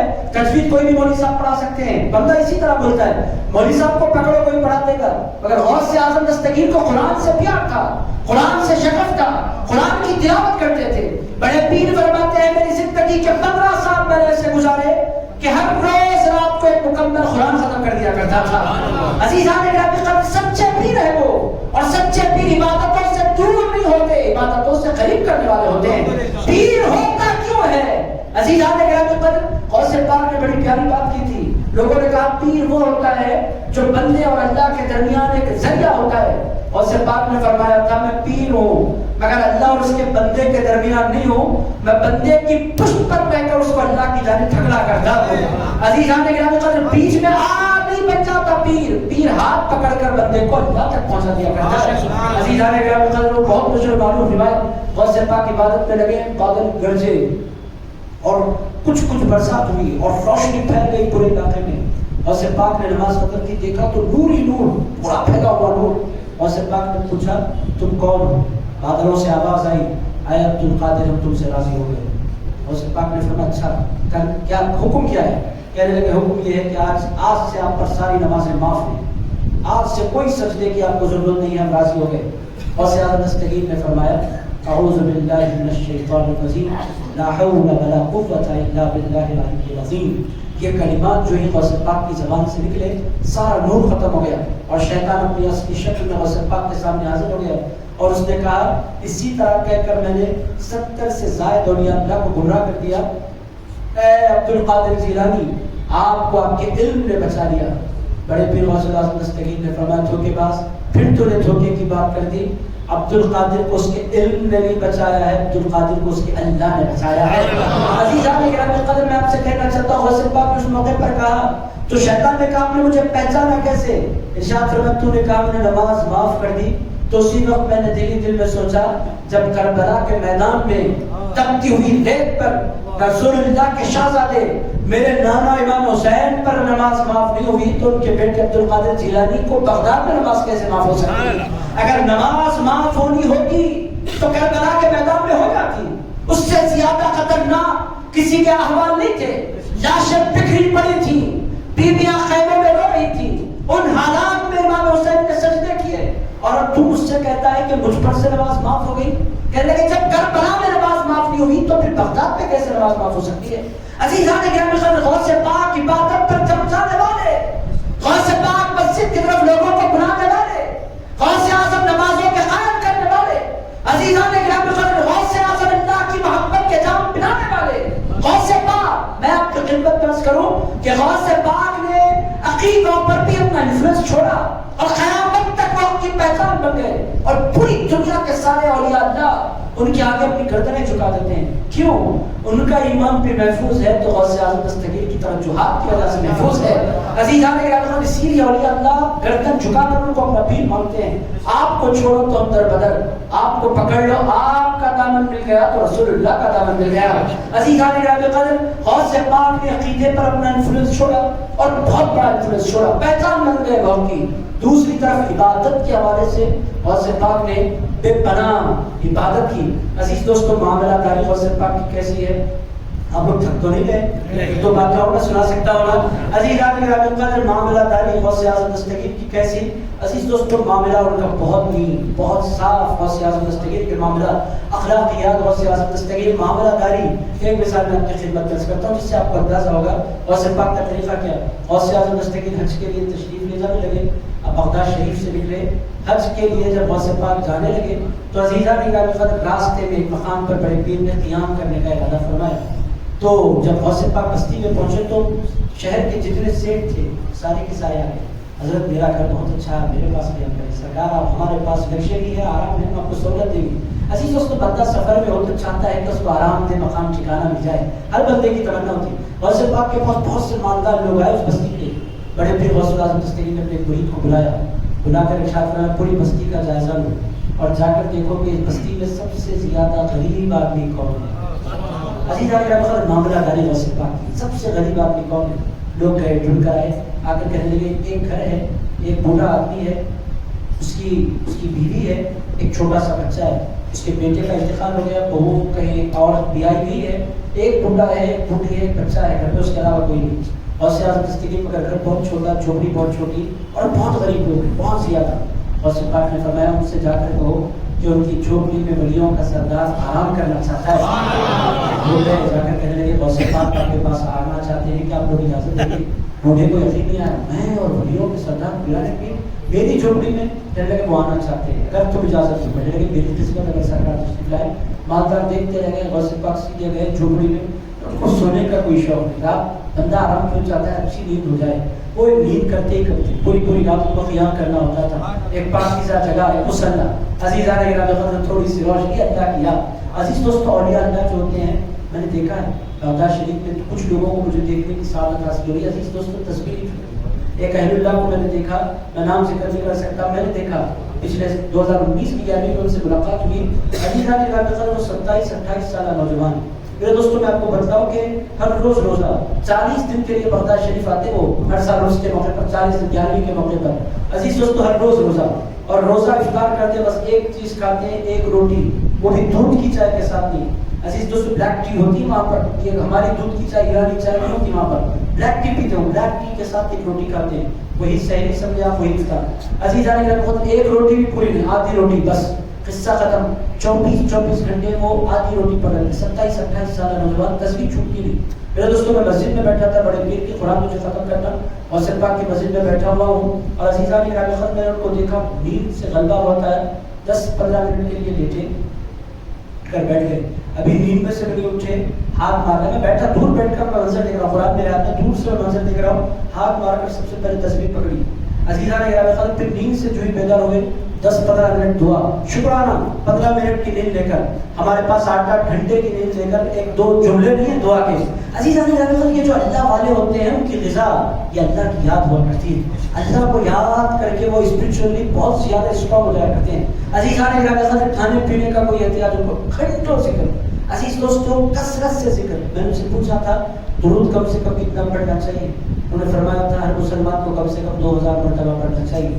عزیزان گرامی قدر میں بولا یہ ایک بہت ڈیفیکلٹ کام ہے. عزیزان گرامی قدر یہ اتنا آسان کام نہیں ہے میرے دوستو. اہل اللہ سے ہوتے ہیں. میں نے جب دل میں سوچا یہ غوث پاک کے غلاموں کا حال ہے تو پھر غوث مستقیم کا حال کیا ہوگا. عزیزان گرامی قدر یہ عاشقوں کا حال ہے, نام لیواؤں کا حال ہے کہ تسبیح نہیں چھوڑتی, ذکر نہیں چھوڑتا, باتیں نہیں کرتے, اللہ اللہ اللہ اللہ نام وہ زبان سے ختم ہی نہیں ہوتا نا. سونے تک اللہ, جاگتے ہی اللہ, اٹھتے ہی اللہ, ملاقات ہو تو اللہ. عزیزان گرامی قدر بس زندگی اللہ ہی اللہ. عزیز دوستو اللہ کے بغیر ان کی زندگی کوئی ہے نہیں. وہ ایسے ہیں جیسے مچھلی پانی کے بغیر نہیں رہ سکتی, ولی اللہ کے نام کے بغیر نہیں رہ سکتا. عزیزان گرامی قدر ایک دیوان کی ہوتی ہے. آپ دیکھیں تو یہی بولیں گے کہ دیوانہ تو نہیں ہے بندہ یہ. عزیزان گرامی قدر اللہ کی دیوان کی ہوتی ہے. بہرحال معاملہ داری غوث پاک کی کیسی ہے. عزیزان گرامی قدر غوث اعظم دستگیر نے فرمایا میں ایک رات قیام کرنا چاہتا ہوں. اس نے کہا بالکل. آپ جب مغرب کے وقت بڑے پیر پہنچے, عشاء کی نماز آس پاس کی مسجد گئے, پلٹ کر آ گئے, حجرے میں بیٹھے رہے. عزیزان گرامی قدر پورا شہر قدموں میں, اور جو آ رہا ہے نذرانے, تحفے, جو عزیز دوستوں لوگ لا کر کیوں دیتے ہیں ہم دیکھیں, قبول ہو جائے تو دعا بھی کرتے ہیں. ہر بندہ لالچ میں کام کرتا ہے. عزیزان گرامی قدر کچھ ہوتے ہیں جو اللہ کا ولی ہے, راضی کر لو. عزیز دوستو اکثر لوگ تو ان کی دعا مل جائے تو اپنا بیڑا پار. بہرحال جس نیت سے جو بھی لایا کہ جنہیں نذرانے آئے غوث پاک لیتے جاتے, دیکھتے تھے, کاؤنٹ بھی نہیں کرتے, بازو ڈالتے جاتے, رات کا وقت ہو گیا. عزیز دوستو غوث پاک نے فرمایا کوٹری کا دروازہ بند کرو, ہمیں عبادت کرنی ہے. رات پر عبادت ہوئی, فجر کی نماز مسجد میں گئے, پھر پلٹ کر آئے, اشراق تک ذکر کرتے رہے. اشراق کے بعد پھر لوگوں کا مجمع لگ گیا. دن کے 10-11 بجے تک پوری بستی کے سارے افراد آتے رہے, تحفے دیتے رہے, آتے رہے, تحفے دیتے رہے. جو ان سے بن سکا لا کر انہوں نے بطور ناشتہ پیش کر دیا. 2-4 لقمے اٹھائے, غوث پاک نے اپنا دامن چھٹکا, تشریف لے جانے لگے. اس بوڑھے عورت نے, اس کی بیوی نے کہا سرکار یہ سب کچھ تو یہاں رکھا ہوا ہے, آپ کا سونا, چاندی, ہیرے, جواہرات, سب کچھ جتنے نذرانے آئے ہیں. ارشاد فرمایا یہ سب کچھ ہمارے لیے نہیں ہے, یہ سب کچھ تمہارے لیے ہے. حضرت یہ آپ کا ہے, میرے لیے لوگوں نے مجھے دیا ہے اور میں نے بطور تحفہ آپ کو دے دیا, یہ سب کچھ آپ کا ہے. عزیز دوستو لوگ کہتے ہیں جب تک غوث پاک نہیں آئے تھے وہ اس بستی کا سب سے غریب ترین گھر تھا, اور جب غوث پاک اس گھر میں رہ کر جانے لگے تو اس بستی کا سب سے امیر ترین گھر وہ تھا. عزیزان گرامی قدر یہ معاملہ داری ہے. عزیزان گرامی قدر بڑے پیر غوث اعظم دستگیر ایک انتہائی انفلوئنشل پرسنالٹی کو کہتے ہیں, اخلاقیات میں سے ہیں. عزیز دوستو غوث پاک نے چاہا بہت. آخری بات میں اس کہہ رہا ہوں, عزیز دوستو چاہا تو کتنا چاہا. میرے دوستو دنیا میں کوئی شخص آپ کو پوری دنیا میں بہت متاثر ہوں حضرت بابا فرید الدین گنج شکر سے. کیوں؟ حضرت بابا فرید کے آواز میں آیا ہے کہ حضرت سرکار بابا فرید الدین گنج شکر روزانہ 5000 لوگوں کو کھانا کھلایا کرتے تھے. میرے دوستوں ہم سال میں ایک مرتبہ نہیں کھلا سکتے. 1000 آدمی کی 11ویں کرو تو اوپر نیچے ہو جاتے ہیں, پریشان ہو جاتے ہیں کیسے ہوگا, کیا ہوگا, کیا. عزیزان گرامی قدر 5000 لوگوں کو بابا فرید سال میں ایک مرتبہ نہیں روزانہ کھلایا کرتے تھے. میں بہت متاثر تھا. مگر پرسوں مولانا آزاد یونیورسٹی کے پروفیسر ہیں مولانا ڈاکٹر علی مشرف جائسی صاحب مدثر اللہ علیہ, ان سے فون پر بات ہوئی تو حضرت نے بہت خوبصورت بات. میں نے کہا حضرت بڑے پیر کو اتنا لوگ چاہتے ہیں, آپ کیا اس کا ریزن سمجھتے ہیں, کیا سبب ہے؟ انہوں نے بہت خوبصورت بات کی. انہوں نے فرمایا بادشاہ آپ کو پتا ہونا چاہیے, حضرت کی کتاب ہے ہاکذا ظہر ذیل صلاح الدین, کتاب کا نام صلاح الدین کی فوج ایسے بیت المقدس پر فتح پائی. کتاب کا عنوان 550 صفحات پر کتاب ہے. کیوں عربی زبان میں, یہاں کی نہیں عربی زبان کی کتاب, چھپی ہوئی کتاب ہے. کہتے ہیں اس کتاب میں صلاح الدین کا ذکر بعد میں کیا صاحب کتاب نے, غوث اعظم دستگیر کا ذکر پہلے کیا. اور کتاب میں لکھا ہے کہ غوث اعظم دستگیر انسانیت کی وہ واحد شخصیت ہے کہ وہ اخلاق ان کے ایسے, معاشرت ان کی ایسی. غوث پاک دنیا کی وہ واحد ہستی ہے کہ غوث پاک روزانہ 5 لاکھ لوگوں کو کھانا کھلا کرتے تھے ہر روز. غوث پاک کا چولہا کبھی پشتا نہیں تھا. 10,000 کے قریب ان کے چولہے میں کام کرنے والے لوگ تھے, دن رات کام ہوتا تھا. اور آپ لوگ حیرت زدہ ہوئے, دسترخوان بچھانے کے لیے غوث پاک نے اپنے بیٹوں کو مقرر فرمایا تھا. دسترخوان اٹھانے کے لیے غوث پاک نے اپنے بیٹوں کو مقرر فرمایا تھا. ارشاد فرمایا کرتے تھے یہ مہمان ہیں. میرے دوستوں ان دنوں میں صلیبیوں کے اپنے ہوتے, اٹیکس ہوتے, سارے جو قبیلے پر حملہ ہوتا, وہ قبیلہ پناہ لینے کے لیے کہیں نہیں اور کہیں اور نہیں آیا کرتا تھا, غوث پاک کی خانقاہ جایا کرتا تھا. اور عزیزان گرامی غوث پاک سب کو کھلاتے اور بہت کھلاتے. 5 لاکھ لوگوں کو روزانہ کھلانا. عزیزان گرامی قدر آپ ذرا اندازہ لگائیں کہ بے وجہ ان کی محبت لوگوں کے دلوں میں نہیں ہے. اب آپ لاکھ کوشش کریں ان کی محبت لوگوں کے دلوں سے نکالنے کی, نہیں نکل سکتے. عزیزان گرامی قدر غوث پاک قیامت تک مسلمانوں کے دلوں میں زندہ رہیں گے، اور عزیزان گرامی قدر ان کی عقیدت جو کل ہمارے سینوں میں تھی آج بھی ہے، قیامت تک ان کی عقیدت ہمارے سینوں میں باقی رہے گی۔ عزیز دوستو، بہرحال بڑے پیر نے عقائد پر بھی اپنا انفلوئنس چھوڑا کہ انہوں نے صحیح عقیدہ لوگوں کو دیا، عبادات سے بھی لوگوں کو قریب کیا، معاملات میں بھی غوث پاک لاجواب، اخلاق بڑے پیر کے بہت اعلیٰ۔ عزیزان گرامی قدر معاشرت میں ان کا کوئی جواب نہیں، دین کے پانچوں پہلوؤں پر بڑے پیر نے بہت کام کیا، لاجواب کام کیا، اور قیامت تک غوث اعظم دستگیر کا انفلوئنس بنا رہے گا۔ اب اپنی اپنی قسمت ہے۔ عزیزان گرامی قدر کوئی بندہ کسی اسکالر کے ساتھ ہو جاتا ہے، اور کوئی بندہ ولیوں کے سردار کے ساتھ ہو جاتا ہے۔ عزیزان گرامی قدر یہ قسمت کے کھیل ہیں، کون سا بندہ کہاں جا رہا ہے۔ عزیز دوستوں، اگر آپ کو اللہ کا شکر ادا کرنا چاہیے کہ اللہ نے ہمیں دین دیا تو دین اسلام دیا، رسول دیا تو رسولوں کا سردار دیا، پیر دیا تو ولیوں کا سردار دیا۔ عزیزان گرامی قدر آپ کو اپنی قسمتوں پر ناز کرنا چاہیے کہ ہم لاوارث بنا کر بھی اللہ نے چھوڑ سکتا تھا، مگر اللہ نے ایک ایسا وارث پر پیدا فرمایا، ایسا وارث ہمیں دیا جو پورے اولیاء اللہ کا سردار بھی ہے، رسول اللہ کا جانشین بھی ہے۔ عزیزان گرامی قدر اپنی قسمتوں پر جتنا ناز کریں کم ہے، سب چھوٹے، غوث پاک کا دامن نہ چھوٹے، چھوڑے گیا غوث پاک کا دامن چھوڑے گیا، غوث پاک کا دامن چھوڑے گیا۔ عزیزان گرامی قدر اب آپ لوگ بیٹھیں گے غوث پاک کو کیوں پڑے گی، ڈائریکٹ سمجھ لو نا، یہ عزیزان گرامی قدر یہ شیطان ہوتا ہے کہ ڈائریکٹ جب بھی کوئی بولتا ہوا ہے سمجھ لیجیے گا یہ انسان بھی بول رہا ہے، کوئی نہ کوئی گڑبڑ ہے۔ عزیز دوستو، آپ بولیے بھائی میں بہت بڑا محقق نہیں، میں ایک عام سا بندہ ہوں، میں نے تو اپنی نجات غوث پاک کے دامن سے جڑ لی، جہاں غوث پاک وہاں ان کا نام لیوا، جہاں وہ وہاں میں بس ان کا غلام، ان کا چاہنے والا، ان کا نام لیوا۔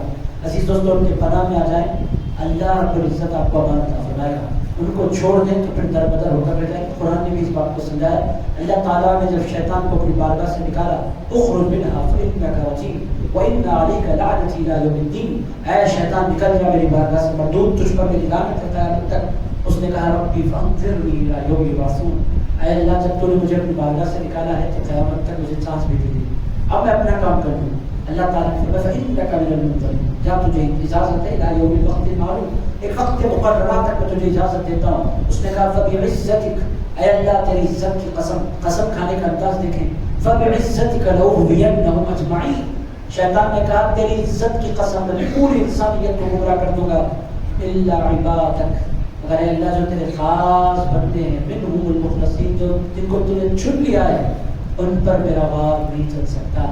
اللہ تعالیٰ کی بارگاہ میں شیطان نے کہا سب پر میرا کام ہو سکتا ہے، جن کو تو نے چن لیا ان پر میرا کام نہیں ہو سکتا۔ غوث پاک انہی چنے ہوئے بندوں کے سردار ہیں۔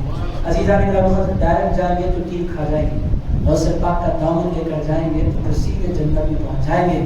عزیز دوستوں، مرضی آپ کی ہے، خیال آپ کا ہے، فکر آپ کی ہے، چھوڑنا چاہیں چھوڑ دیں، در بدر ہو جائیں گے، پکڑ لیں تو پھر در بدر نہیں ہوں گے۔ جیسا کہ میں نے آپ کی خدمت میں کیا، آپ کا ہمارا ہاتھ پیران پیر کے ہاتھ میں، پیران پیر کا ہاتھ مولا علی کے ہاتھ میں، رسول اللہ کے ہاتھ میں۔ عزیز دوستوں، میں امید کرتا ہوں کہ آپ ان باتوں پر غور فرمائیں گے اور مجھ گناہگار کو اجازت دیں گے۔ ڈھولا بڑی شدت سے انتظار کر رہا ہے، فون اسی کے ہیں، اور سٹی مجھے پہنچنا ہے، میں پہنچ جاتا ہوں۔ آپ حضرات کی اجازت سے اللہ رب العزت کی بارگاہ میں دعا کرتا ہوں، اے پاک پروردگار اب تمام کی جمع ہونے کو قبول فرما۔ اے اللہ بڑے پیر غوث اعظم دستگیر کے پاکیزہ مسلک پر جینا نصیب فرما۔ اے اللہ اسی پاکیزہ جماعت پر مرنا نصیب فرما۔ اے اللہ بڑے پیر نے زندگی بھر تیری عبادت کی ہے، غوث پاک کی عبادتوں کے طفیل ہمیں بھی نماز قائم کرنے والا بنا۔ اے اللہ ہمیں بھی تیرا ذکر کرنے والا بنا۔ اے اللہ بڑے پیر بہت اعلیٰ اخلاق والے ہیں مولا، ہم تمام کے اخلاق بہتر سے بہتر بنا دے۔ اے اللہ ہم تمام کو اچھے اخلاق والا بنا، لوگوں کے دلوں کا خیال رکھنے والا بنا۔ اے اللہ بڑے پیر نے اپنی پوری اللہ تعالی علی خیر خلقہ ونبی عرشہ سیدنا و مولانا محمد وعلی آلہ وصحبہ ووارث حالہ الغوث العظم والحمد للہ رب العالمین۔ حضرات